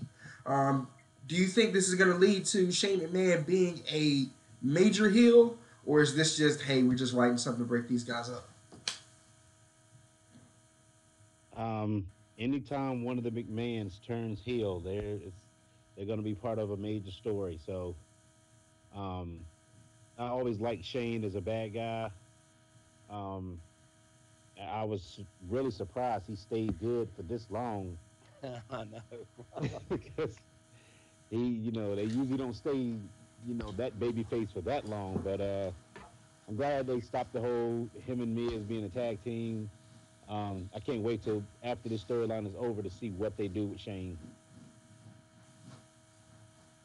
I have a feeling that with Shane going heel, then he's going to align himself with Vince, obviously his father, and they're going to start overriding everything that Stephanie and Triple H does. So eventually, we're going to have the Triple H guys versus the Vinnie Mac guys. So that's where I see this going. I can see And that I, happen. I I see it. I see it a little bit differently. I think this is Shane's way of going out again. I don't think he's. I think after WrestleMania, you won't see Shane for a while. I can definitely agree with that. I think this was just a quick way to break them up. It was a pretty meaningless tag team to begin with, but it was a way to break them up. I think Shane probably will fade to back into more of a more corporate role. Maybe still heel, but I don't think he'll be a prominent part of television at least until the Fox deal goes into place. You mean we won't have a Survivor Series with Shane McMahon in it? God, I hope so. Uh, Whatever will we do? whatever will we do with there being SmackDown superstars on a pay per view and Shane McMahon doesn't get the people? Oh my God, I almost had a mini stroke. Just a thought. Oh my goodness. Uh, Next match on the card, Asuka defeated Mandy Rose to retain the SmackDown Women's Championship. Anybody surprised with this outcome? Not me. Of course not. No. With the way, yeah. I mean, I think Asuka's horrible. I know I'm on the I'm probably no one agrees with me, but I think Asuka is terrible. I mean, she has no appeal to me. I mean, here again, I'm being wrestling promoter. Her work rate is predictable. She has the same match over and over against 14 million kicks. That's about all she does. She screams unintelligible gibberish during the match. She can't. I mean, she's not good looking at all, and she can't get the Whoa, crowd. Oh, whoa, whoa, whoa, whoa, whoa, whoa, And whoa, she whoa, can't whoa, whoa, whoa. whoa, give a whoa. promo. Hold on. It's She crazy can't after. give a promo. That is wrong. That's terrible. After all, first and foremost, after all that shit he just talked about her wrestling, we jumped in when he said she's not great. Look, Oh, she's not. Who in the world told me the Oscar's a good looking woman? Are you kidding me? And she's supposed to Yes. be a oh good God. She's definitely got to be a heel because she's ugly as hell. She's oh got my to She be a is god. not. heel. She is fine. Oh So I guess you're Dante. gonna start off CWE as a Dante. heel because you're gonna Dante. get a lot of boos right Dante. now. Dante. Dante. It's gonna be Dante. How people long's it buying been since tickets you to got boo laid? you. Dante. How long has it been since you got laid? It's been a It's long been a time, man. while. I mean, if you thinking She's Oscar's good even looking even when I fine guy, was, dude, she's it's been still years since you fine. got laid. Oh, for God's sake, you need help. God love you. Jeez. Hey, and look, do you remember that time we went to the pleasure out in bumfuck Egypt when they sponsored our show, and you thought those girls were good looking? So yeah, No, I did not. I now I did know not why think you she think looked good. Oscar's good looking. You and Brian, good. I had to drag y'all out of there. I was ready to get the hell up out of there. Y'all, I had to drag y'all. Come on. That was Stop leaving. Brian. I Y'all was asses better like, come hell on no, because let's y'all gonna go. walk. Good Lord. Had one girl's eye going one way, one girl's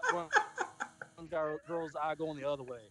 What she had a colostomy bag on the side of her. She was dancing. Y'all thought she was good. Good God Almighty, Lord Jesus. We gotta have you back on the show like more. I'm telling you, this is like hilarious. Dante. Good Lord. Oh my goodness. The next the next match on the card, the bar. Impromptu match defeated Kofi Kingston in a handicap match. Big E and Xavier Woods were banned from ringside. Um, I don't know. For me personally, I was happy at this whole setup because to me it meant Kofi Kingston is going to have a major role in WrestleMania. So whatever bullshit that they put him through, I'll allow. Mills Lane. I'm with you. I like the story. Of course you do want to you hate him getting beat up, but end all the story is building towards something bigger. So all of this is just building more, getting the fans behind him more. I mean, he's right now he's in the top storyline in the company, or the Mm-hmm. second top storyline on SmackDown or whatever. So I'm enjoying it. Of course, they beat the hell out of him, um, but the it's just the story is building to be something intriguing. Do you think they're going to let Kofi Kingston put his hands on Vince McMahon anytime between now and WrestleMania? No, not at I all. don't think so. But you know what though? I mean, here's the thing about the Fastlane things. They let the bar pretty much destroy him, right? Yes. But now he's got to fight 5 people on SmackDown in a gauntlet match. So if 2 guys that he's got to fight or he's got to wrestle in the gauntlet destroyed him pretty easily, how in the world is it going to be believable that he beats 5 guys in a gauntlet match? Yeah. And two of the 5 are the 2 that beat his ass in the pay-per-view. So it doesn't make any sense. No, what they should have because in the match they actually pinned him, right? So Yeah. what they should have done was they should have dragged him out of the ring and took a couple chairs or took a kendo stick or something, beat the shit out of him, and left him laying, and not pin him. Use something other than wrestling moves to beat him. Because now, if I'm a fan, a thinking fan, I'm going into SmackDown going, there's no way in the hell believe that Kobe Kingston could beat the bar, Randy Orton and Samoa Joe, and then whoever else he's got wrestling. There's no way. It's not Yeah. believable. So I think they kind of dropped the ball on that. I think they should have just took him out of the ring, beat his ass, and left him laying. Absolutely, Yeah. absolutely. Lady Great One. Well, for me, looking at that, yeah, there was a little bit of predictability. I kind of liked the way that they did the whole story. It's like, yes, Kofi's getting his shot in a triple threat. Wait, no, don't get your hopes up because you usually get let down, and that's exactly what happened. But yeah, it's gonna be another Seth Rollins sort of. Okay, I gotta go through this whole gauntlet. Actually, Daniel Bryan did something like this about what was it, 4 years ago? Mm-hmm. Right. So from one B plus player to another, we're gonna see a new champion soon. Okay, okay. But here's the thing, though. I mean, I don't know if you guys notice it, and but I mean, pay attention to the crowds whenever Kofi comes out.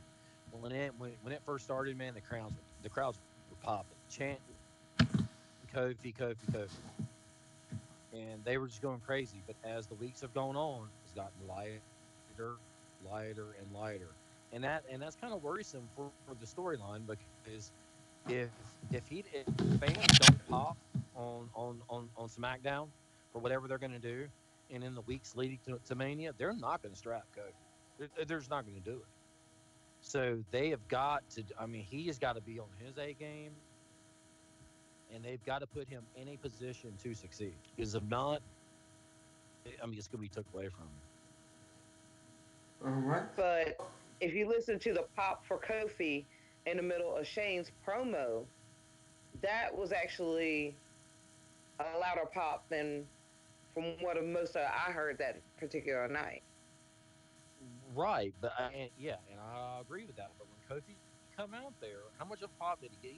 He did a big pop. I mean, if you listen to it, go back and watch it. Come out for that triple. The pop wasn't there. I mean, it was initially there, and then I mean, it was like the people just kind of stopped. And that's the only thing I worry about with this storyline.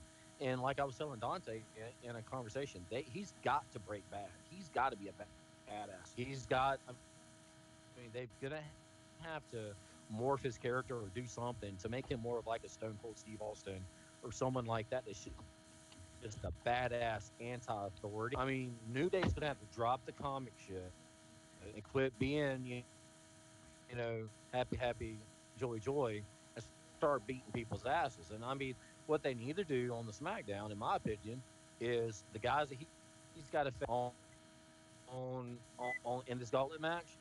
New Day needs to bust their ass backstage on camera and beat the shit out of all of them.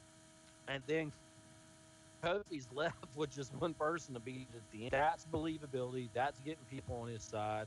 That's sticking the middle finger up to the authority of Mr. McMahon. Now he's only got one person to beat and he gets in the match. That's the way I would book it. I like that. I like that.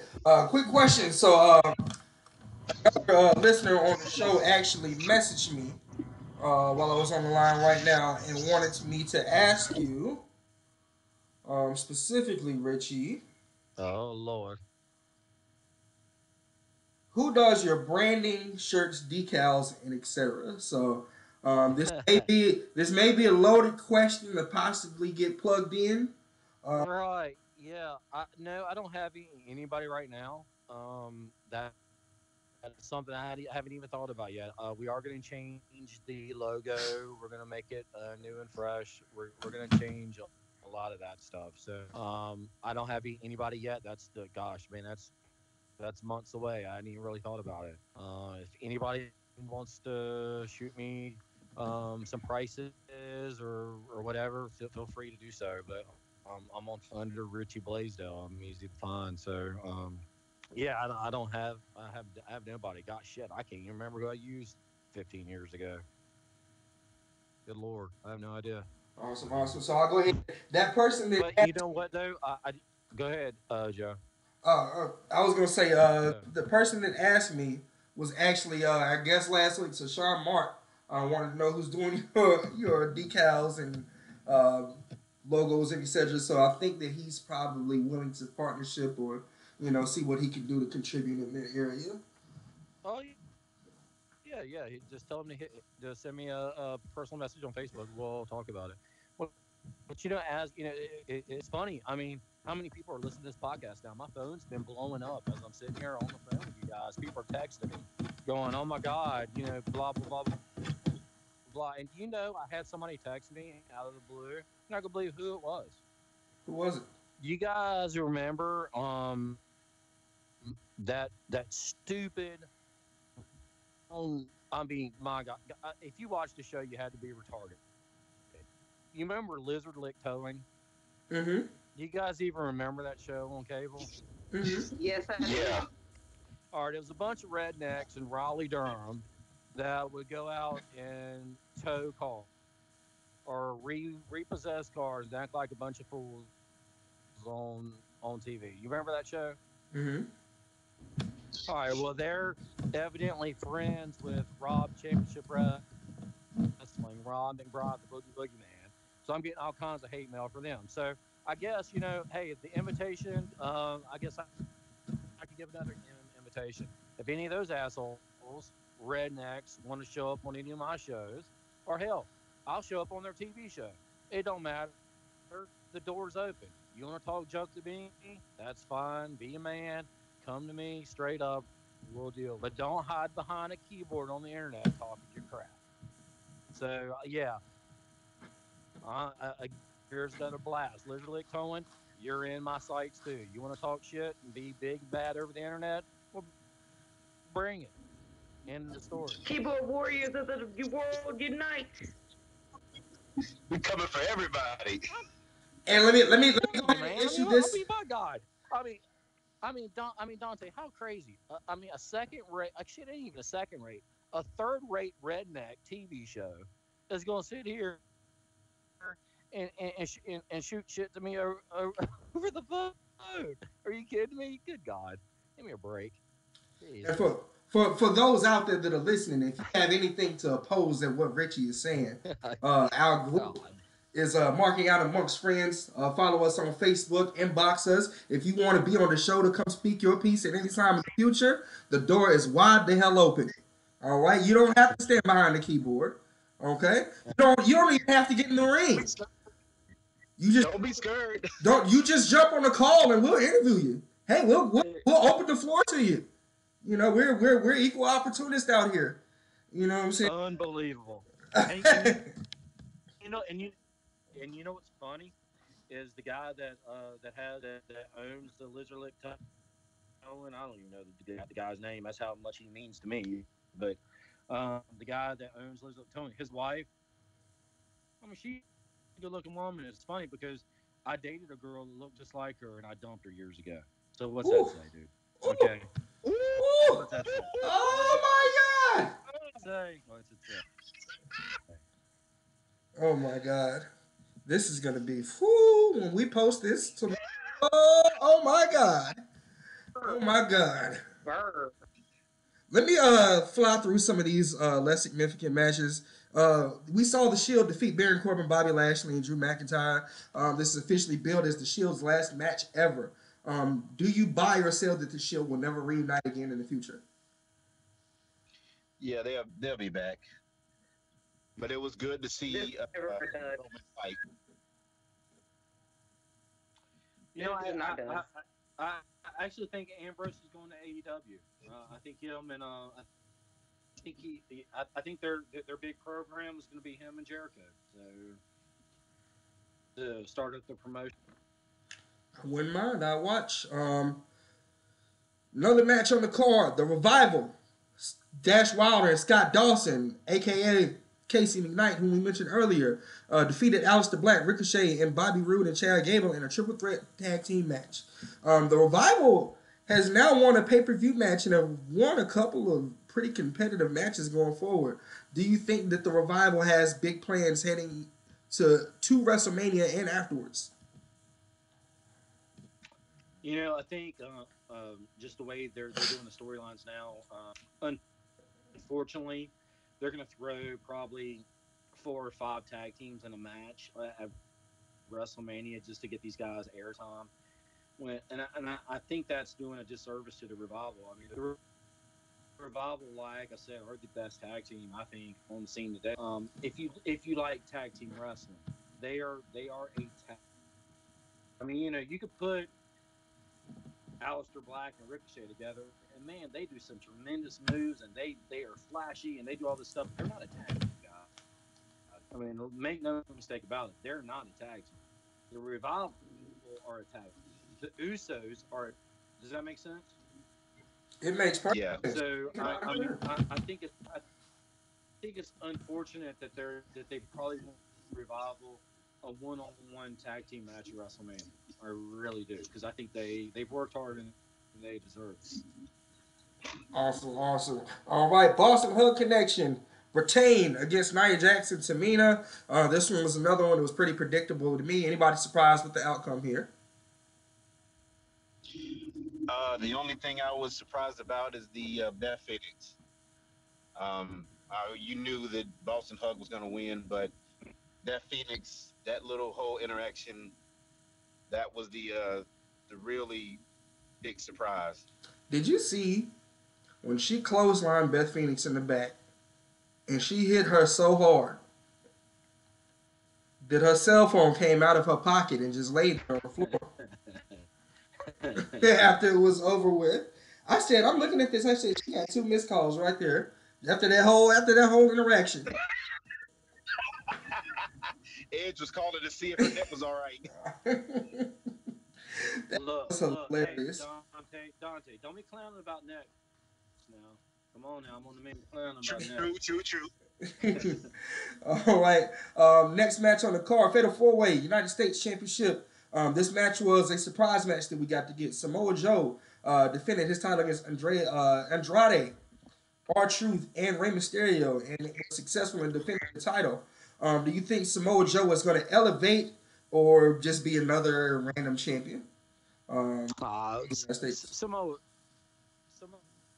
Joe's so boring, man. Oh my god, I'm so sick of seeing that guy. I mean, it's the same match over and over again. He has no personality. I mean, he can't give a good promo again.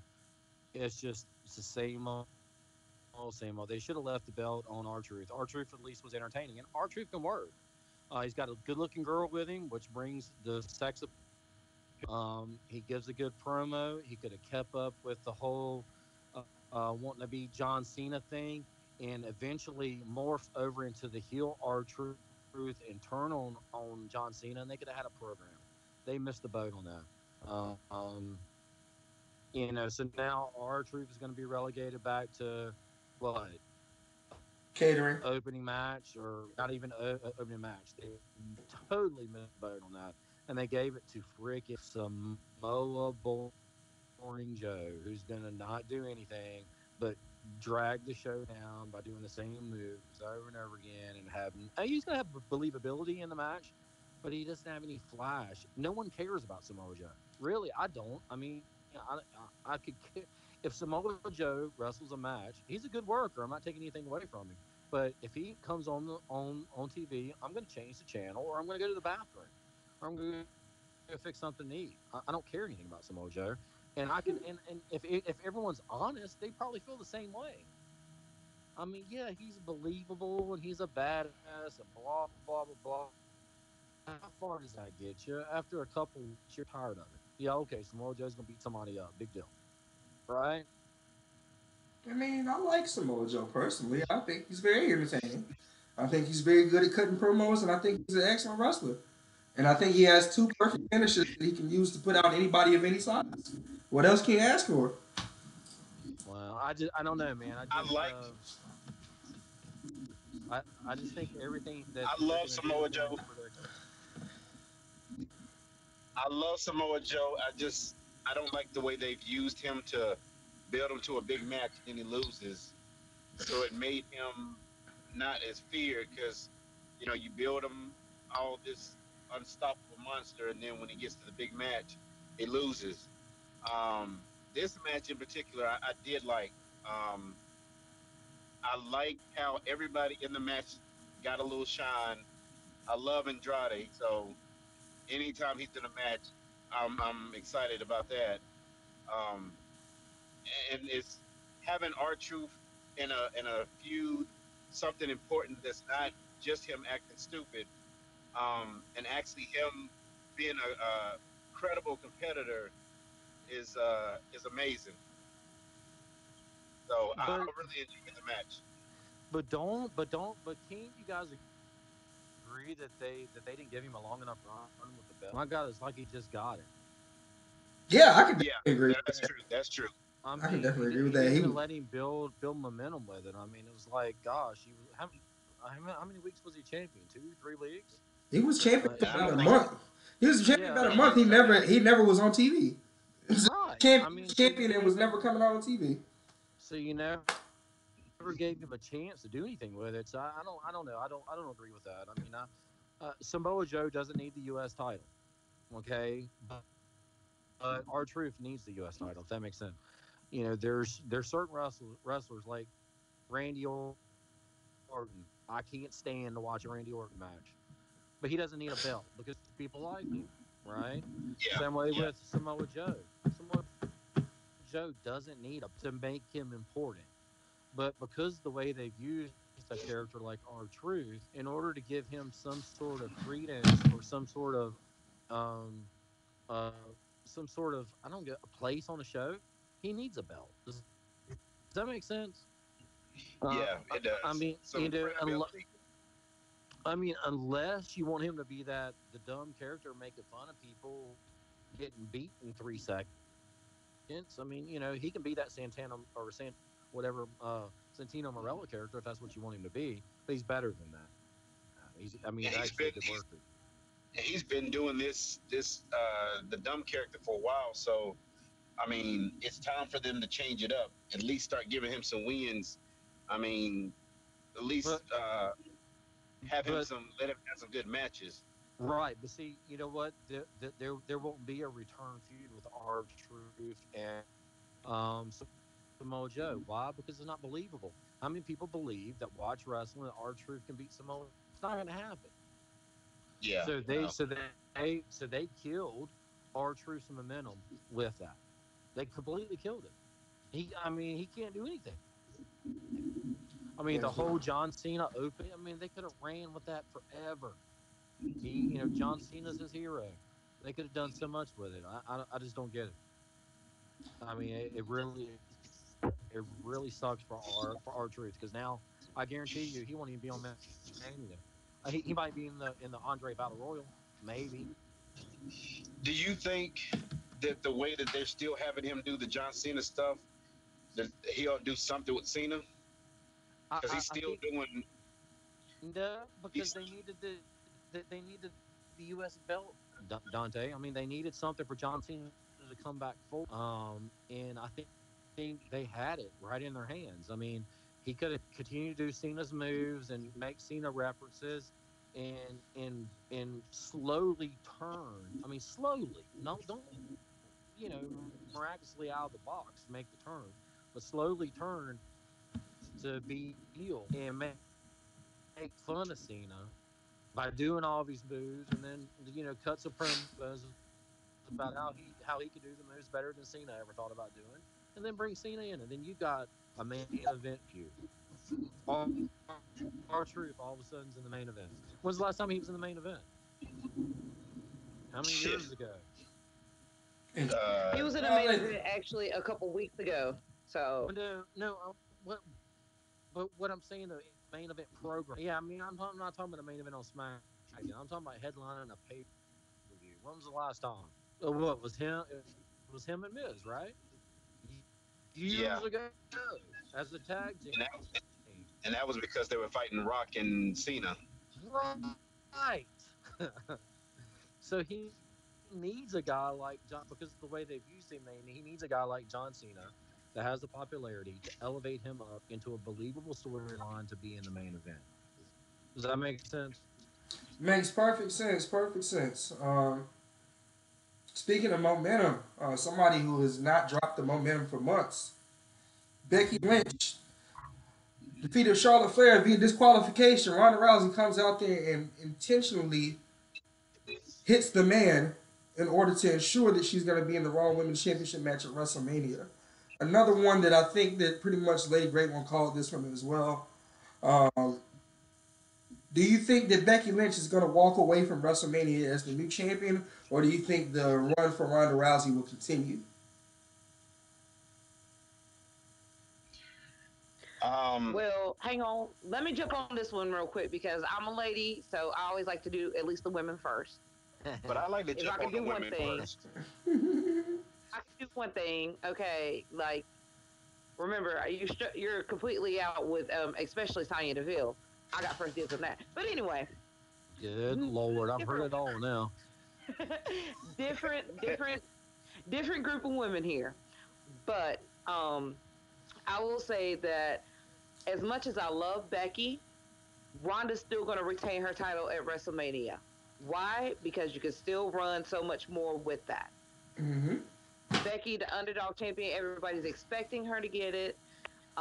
It's like, okay, well, once you reach the top of the mountain again, then where's there anywhere to go but down? There's got to be something greater in this story. So keeping the title on Ronda does open up a lot more things, especially with the impending move to SmackDown, in my opinion. Yeah, I think before she turned, until before Ronda turned into the heel character, maybe Becky would have won. But like you said, she started doing this heel character, and um, I think they're gonna start running with that. The little promo or thing she did, like at her house or whatever, um, that got play. I seen that on TMZ. They were talking about it. So I think since she's now, turned to this heelish character, and it's more MMA, pro wrestling. This is fake. This is real. That they're gonna build on the real, the real wrestling versus pro wrestling. I think personally that they are doing this storyline perfect, and they picked the perfect people to put in this feud. I was against Charlotte Flair being added to this whole mix in the beginning, but this is why I really love it now. You take the person who's the biggest draw out of everybody, which is Ronda Rousey, who's probably, the official, unofficial face of the company right now. Everything that she does is going to get additional publicity outside of just, wrestling fans. You got Becky Lynch, who's become the people's champion, so to speak, the one that the fans want to clamor around. And then you have Charlotte, the person who's accomplished everything and who's always in the big match, coming in and asserting her dominance as well. So they've done an amazing job writing this and making sure, like using a situation of having so much emotion behind this match as far as the fanships is what's really going to get people invested in this. I like the way that they put that together. Yeah, I'm gonna take a different take on this. I think Shayna Baszler and the other two girls from NXT are gonna interfere in the match. They're gonna do a beat down I with wasn't trying Ronda to go there on. yet. Yeah, I think they're gonna do a beat down on Ronda on excuse me on Charlotte and Becky. And it's going to lead into the four horsemen or four horse women versus Charlotte, Becky, and two other people to be announced. I think they're going to roll right into that feud. I think it's too early to give Becky the belt. I think she needs to chase it a little bit longer. I agree. Yeah, I've been the person, like, I haven't been publicly stating this because I know it's going to get so much backlash, but I want Ronda Rousey to retain the title at WrestleMania. Oh, I especially now that they finally letting her be a heel. Absolutely. oh, I mean, she. I yeah. mean, the payoff. I mean, they could get such a bigger payoff. They got to deflate everybody at WrestleMania because look, you're gonna get the payoff with Triple H. He's gonna beat Batista. We know that, right? So there's gonna be the payoff there. There's probably going to be the payoff with the SmackDown belt moving on to someone else, more than likely, right? So you can't have all positive title changes at WrestleMania. You got to have that deflate, oh God, take the breath out of the crowd moment, and I hope that's it. Yeah, it's gonna happen that way. That's what I was alluding to. What I'm saying, you could do so much more as Ronda still being the championship holder. I mean, come on now.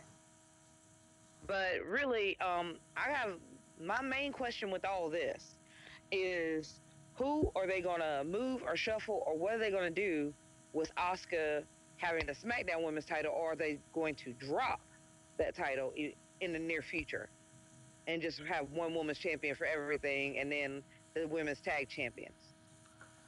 I think that they should. Well, they're I mean, they're gonna have to do something because Asuka's. I mean, no one likes her. I mean, except Dante. I mean, Dante is her number one fan. I mean, there. I mean, really, no one cares about Asuka. I mean, how many tickets is Asuka gonna sell? How many centerfolds is Asuka gonna sell? She's not. Okay, let's just be honest. I mean, she's not. She's not that girl. I mean, it would have been perfect to put it on Mandy Rose. Can she wrestle as good as Asuka? But she'd be a better draw than Asuka. They got to put it on somebody else. I mean, if it's going to be viable. Absolutely, absolutely. I think that I think the thing with Oscar is it's not believable for a lot of people to one on one to be able to beat her. So it's kind of hard for them to find an opponent for him. And like I said, if Mandy won it, then it's more believable that somebody else could beat her. So they're able to build more story with that. She just thinking about it, they don't know who asked to fight. Mm-hmm. Yeah, I mean, I think they need to move Alexa Bliss to SmackDown and have Alexa beat her. I mean, that would. I mean, because my God, she's a great heel champion. Jeez. I mean, Yes, she is. she's got all the tools, man. And then have Oscar chase her for a little bit, phase Oscar out, send her back to Japan, be done with her, and then start with somebody else. All right. Maybe Kyrie Sane should be the one to take out Asuka, the Maybe pirate so. princess. Maybe so. Anyway, Now she's good. I mean, at least she has some sort of gimmick. It's kind of hokey. I mean, but she's cute. I mean, and she can act. She can work. I mean, she's a good worker. Um, but then you have to turn Oscar heel again for the 33rd time. I mean, I don't even know if she's heel or baby. I mean, I have no idea what she is. I mean, they don't She even should. she's establish that. Asuka. She should be a You know, heel. Nobody's She ready should for never. Asuka. She yeah, should. Yeah, She. she's they've never turned her completely to a heel. They in NXT they had her start doing a couple bad things Just to play once in a off Amber while, Moon. but they never like turned her like completely heel. yeah. I don't know. I don't want to much because I mean, hell, she's gotten a lot farther than 99% of the people in the world will ever get. I mean, so she deserves all the props that she can get. But I don't buy into the character. That's it. Awesome, awesome. Last match on the card. Daniel Bryan retained the WWE Championship, defending his title in a triple threat match instead of the one-on-one match originally scheduled for he and Kevin Owens. Mustafa Ali inserted into the match, and the fans booed this man damn near out of the building in favor of Kofi Kingston, the man who took his spot originally, and the fans booed him for taking his spot back temporarily. Do you think that Kofi Kingston's rise to popularity in the last month or so has decreased a lot of what they were putting behind Mustafa Ali? Do they have to go back to the drawing board with him now? Uh, I think because they did the whole thing with Kofi that everybody's behind him, and with them saying, we've been here 11 years, been here 11 years. I think they're just, let's at least give Kofi a chance at the big time. Mustafa Ali, everybody still loves him, but they know that he still he can still get it later on. But Kofi hasn't been able to get it now, and now that they're like realizing, he hasn't got it yet, let's give it to him first, and then Mustafa can get it later on. I will go on record to say that if Mustafa Ali ever becomes a WWE champion, I will quit watching SmackDown. Oh my What? God. It makes no sense at all. No sense. I mean, I'm the queen of curves and swerves here, and That makes. wow. I mean, it just makes no sense. I mean, can the guy flip and flop and fly around? Yeah. I mean, but there's no investment in him. Um, yeah. I mean, I think it's Actually, I love putting him. I love them putting him in that position because it made the fans boo him, which was great for me because I don't think he needs to be in a position that he's in. Does he need to be I on think 205 Live? Absolutely. Put him on 205 Live. But to be facing Daniel Bryan and putting him in matches of that caliber, and I don't think so. And the reason being is he hasn't worked for it yet. I mean, you just don't put the guy in there. I mean, what has he done to ascend to that position? Nothing. I There's think guys that in fact, point being made. There's guys like Kofi Kingston that deserve that spot a whole hell of a lot more than Mustafa Ali. I will agree with you on that. I think the only reason he was brought in because they said that Daniel Bryan really wanted him to come to SmackDown. So I think that's why they're doing the whole storyline with him um, in this position that he is. I don't think he should win yet. Um, like you said, because it's too early. But I think they're just putting him in the story um, because Daniel Bryan wanted him to come to the show. I think he'll do this little story with them for a little bit, and then he can go down to the United States Championship, and he'll be perfect in there. Um, He'll have an incredible feud with Andrade. That's what I'm oh my looking for. god! Oh my Mustafa god! Ali and Andrade. Everybody's gonna have an incredible match with Andrade. Well, the rumor is that him and Mysterio, and then the great and wonderful, greatest Hispanic wrestler of all time, Sin Cara, are going to form a trio. So, Yeah, they're gonna I be heard that. Lucha. They're gonna be Lucha Underground. The first, God the help first us. two, the first two, I'm good with. The third one, God, please, God, no. Jesus. And then The, they're gonna fight Lucha House Party, right? Oh God. my God, put Then they're gonna Kalisto in fight it. Lucha House Party. Take Kalisto out of Lucha House Party and put him in there, and then them three. But Sin Cara, I don't even know if he still working with them. Oh yeah, I mean He the probably guy's puts the working ring together. at the performance center.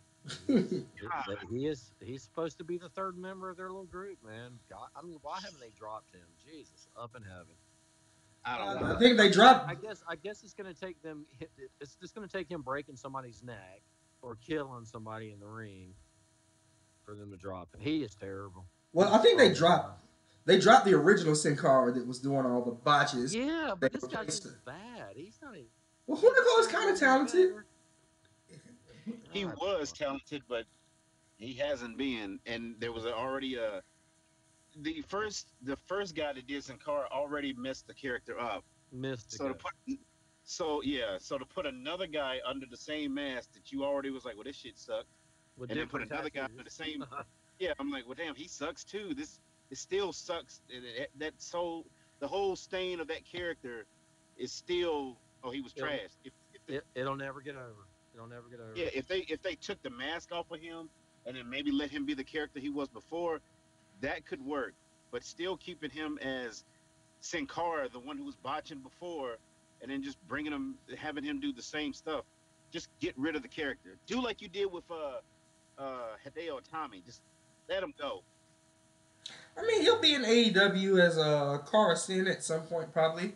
Um, Good. or Let something him to play on the go name.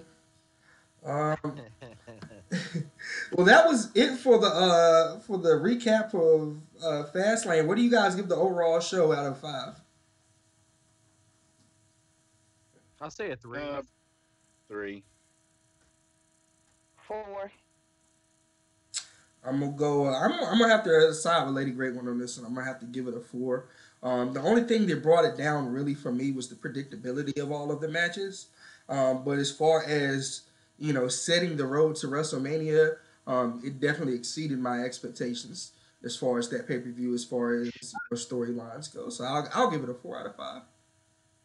I don't think I forgot to say though, but the triple threat match, the title match, was an amazing match. Mm-hmm. I don't. That was an incredible match. I don't think we got to say that. I loved it. I wanted to put that I two agree. cents I in mean, it was a great match. Oh It yeah, it was was an a there. great amazing match. match. It was But an amazing match. I just felt that the crowd was just so deflated just because Kofi didn't get that spot that they kind of crapped on the match before they even allow it to be as great as it actually was. Well, So the Well, way what do they're you doing guys the think? story, So, I mean, what do you guys think would have happened if AJ Styles would have been put in there instead of Mustafa Ali? You think they would still shit on the match? Yep. yep, I think anybody. yeah, I don't know. I really don't know. I think I, anybody I you don't I'm put think in they still it would would have. having a have. battle with that. You think? They wouldn't have shitted on it as much. But I mean, but the thing is, Kevin Owens was coming back, returning, and they still shitted on it. I Mhm. know, right? So Yeah. this is still Kevin Owens' return match, and they still shitted on. I'm like, damn, that's it's still Kevin Owens. We love him. I think they would have shitted on it more if it was AJ Styles, because you would have shitted on it because Kofi, it wasn't Kofi, and you would have shitted on it because it's like AJ Styles has been in heavyweight title matches since he's been on SmackDown. So it's like you're gonna replace Kofi with somebody that you've been putting in every WWE Championship match every single month since he's been not in in truth. SmackDown. So what? So what do they need to do with AJ? Mid I card, mean, After this match, anybody can get to the. he needs I mean, either mid after card or this match Raw. he needs to go to Raw. right? Yeah, he He does. got I to go to mean, Raw.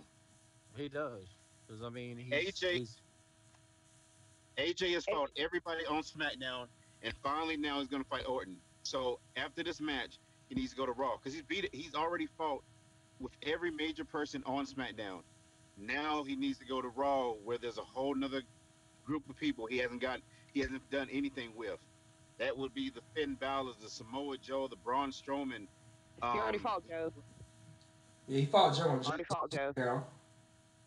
he fought who? I mean, not Samoa Joe. I meant Finn Balor, Seth Rollins. I meant um, Bobby Lashley. Bobby Drew Lashley. McIntyre. Oh my God, Drew McIntyre. So there's a whole nother list of people he hasn't got to fight. Um, if he goes to Raw, he's done with SmackDown. He can't do I anything hope so. else. But some of those He guys can't do. got to some of those guys got to go to SmackDown and return. You can't keep the whole roster and bring in No, AJ I'm Styles. but there's still a whole lot more people for him to fight. Main event people for him to fight, and mid card for him to fight in Raw than SmackDown. He's fought everybody on SmackDown, mid card to the top. He's fought everybody.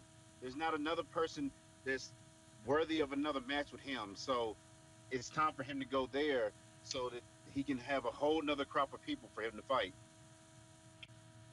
So what do you guys think about Shelton Benjamin on Raw? I mean, what are they gonna do with him now? I hope put him in something that's going to get him on TV every week. But the realization I mean, God, that they're not gonna do anything with it. He's just the guy that's going to appear until Brock can appear. so Be you don't think surprised if they use Brock and he'll squash be him out a of Paul the. Heyman guy? Mm, So I mean, so you don't think there's a probability of him being a Paul Heyman guy? mm. I would hope so. I would hope so, That's what he but needs. I would hope so because he definitely needs somebody who can talk for him. But the way that they have always booked Shelton Benjamin is that he's a talented guy, but he never gets the big win. It's like he's a talented guy, but as They soon as booked you put him in the ring with a they new guy, he's booked gonna Truth. lose. Yeah, pretty They much. booked in the same way that they booked Truth. Yeah. I And the mean, way that they had been so booking Kobe before. yeah, If they if they do make him a Paul Heyman guy, that'll be perfect because he can be there with him every week while Brock is not there. And like I said, he can talk for him because he can't talk, but he can get it done in the ring. And then they can build him back up because right now the people who a lot of fans nowadays don't know how good he actually is. So they got to get people behind him again. Um, and with Heyman coming out, that would really help. Go back to what he used to do. But if he doesn't have somebody talk for him, he's never gonna get over again. They're gonna let him go because he can't get over with the fans that don't remember how good he was. All The right. new people don't new people don't know him, and if he can't talk, so he's not gonna you can't get over when it's him not being able to talk. But then you got somebody like Finn Balor, or you got somebody like Seth Rollins, and they're younger and doing all this stuff that he used to could do. And then AJ Styles and stuff, it's going to be hard for him to contend with that if nobody's talking for him. Yeah, I agree. I agree. And I mean, really, if they're really smart, once Brock leaves, because I mean, I think it's pretty much set that Seth Rollins will probably beat Brock Lesnar, and Brock Lesnar will go away for a while. At least that's what the popular belief is. I hope not, because I'm a Brock Lesnar fan. I think he's believable. I like Brock Lesnar. I'm one of the few that do. But if he does go away, Paul Heyman, I think either needs to pick up Benjamin or Bobby. How good would Lashley be with Paul Heyman? I mean, my God. Leah Rush is good. He's good on the mic, but my God, how He needs to dominant he needs to would he Lashley needs be? to he needs to still keep his wrestling. And I want them to, because I really have been waiting for them to build Lashley up. But I've been wanting to see Lashley versus Brock forever. Um, but I would love for him to be a Heyman guy. Like he could build a squad. Like he could have Bobby and have Sheldon. The incredible wrestlers that can't talk, and he Right. do do this and get Chad Gable, because Chad Gable is an incredible wrestler, and Yeah. start pushing He them. can't. Yeah. I don't know, man. I mean, I think it'd be good. I mean, those, especially Lashley. I mean, Lashley. I mean, if you look at him, he's a believable guy on Raw. I Yeah. mean, him and McIntyre, those two guys, they look like they could beat the hell out of anybody. I mean, and Yes. I think what aggravates me is when they put someone like Finn Balor and they were Lashley. Come on, really? My God. Finn Yeah. Balor in no way, shape, or form can beat Bobby Lashley. Yeah. But Finn And then Balor needs to be the one to make the jump. Excuse me, I'm gonna jump in on this. But Finn Balor is the one who needs to make the jump to SmackDown, because Daniel Bryan and Finn Balor will make incredible Yes, stories, have you're with right. incredible. Daniel Bryan bad now. Oh my God. That would be good. Now, see, that's Yeah. believable.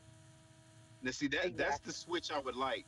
Switch AJ for Finn Balor. That would Yep, be that'd be amazing. great. That'd be great. I would definitely watch that. But I mean, Finn Balor versus Bobby Lashley. I mean, now Finn Balor versus Leo Rush, I can believe that because they're about the same size. Yeah. But come Yeah. on, man, good God, I just turned it off, man. I just couldn't even watch it. I mean, there's no way in the world Finn Balor deserves to be Bobby Lashley in any match in any way, shape, or form. I mean, there's just no way. I mean Yeah. that Unless he's a insults demon. me. I mean, that insults me as a wrestling fan. The only way that it would be believable is if the tides were turned and Finn Balor was a heel, he had 14 guys helping him beat Bobby Lashley. Then yeah, if you had like a four horseman type of thing and like the whole Bullet Club and they cheated and beat Bobby Lashley, that's believable. But with him being a baby face and beating Bobby Lashley as a heel, there's no way in hell. Yeah. That's true. That's why Leah Rush had to take the L for him. Absolutely. So either way, that's how it goes in the world of professional wrestling. Absolutely. On that though, we'll jump right into our final thought. This has been a great episode, man. Richie, you just came in and ruffled more feathers in the chicken coop right now. I'll tell you what.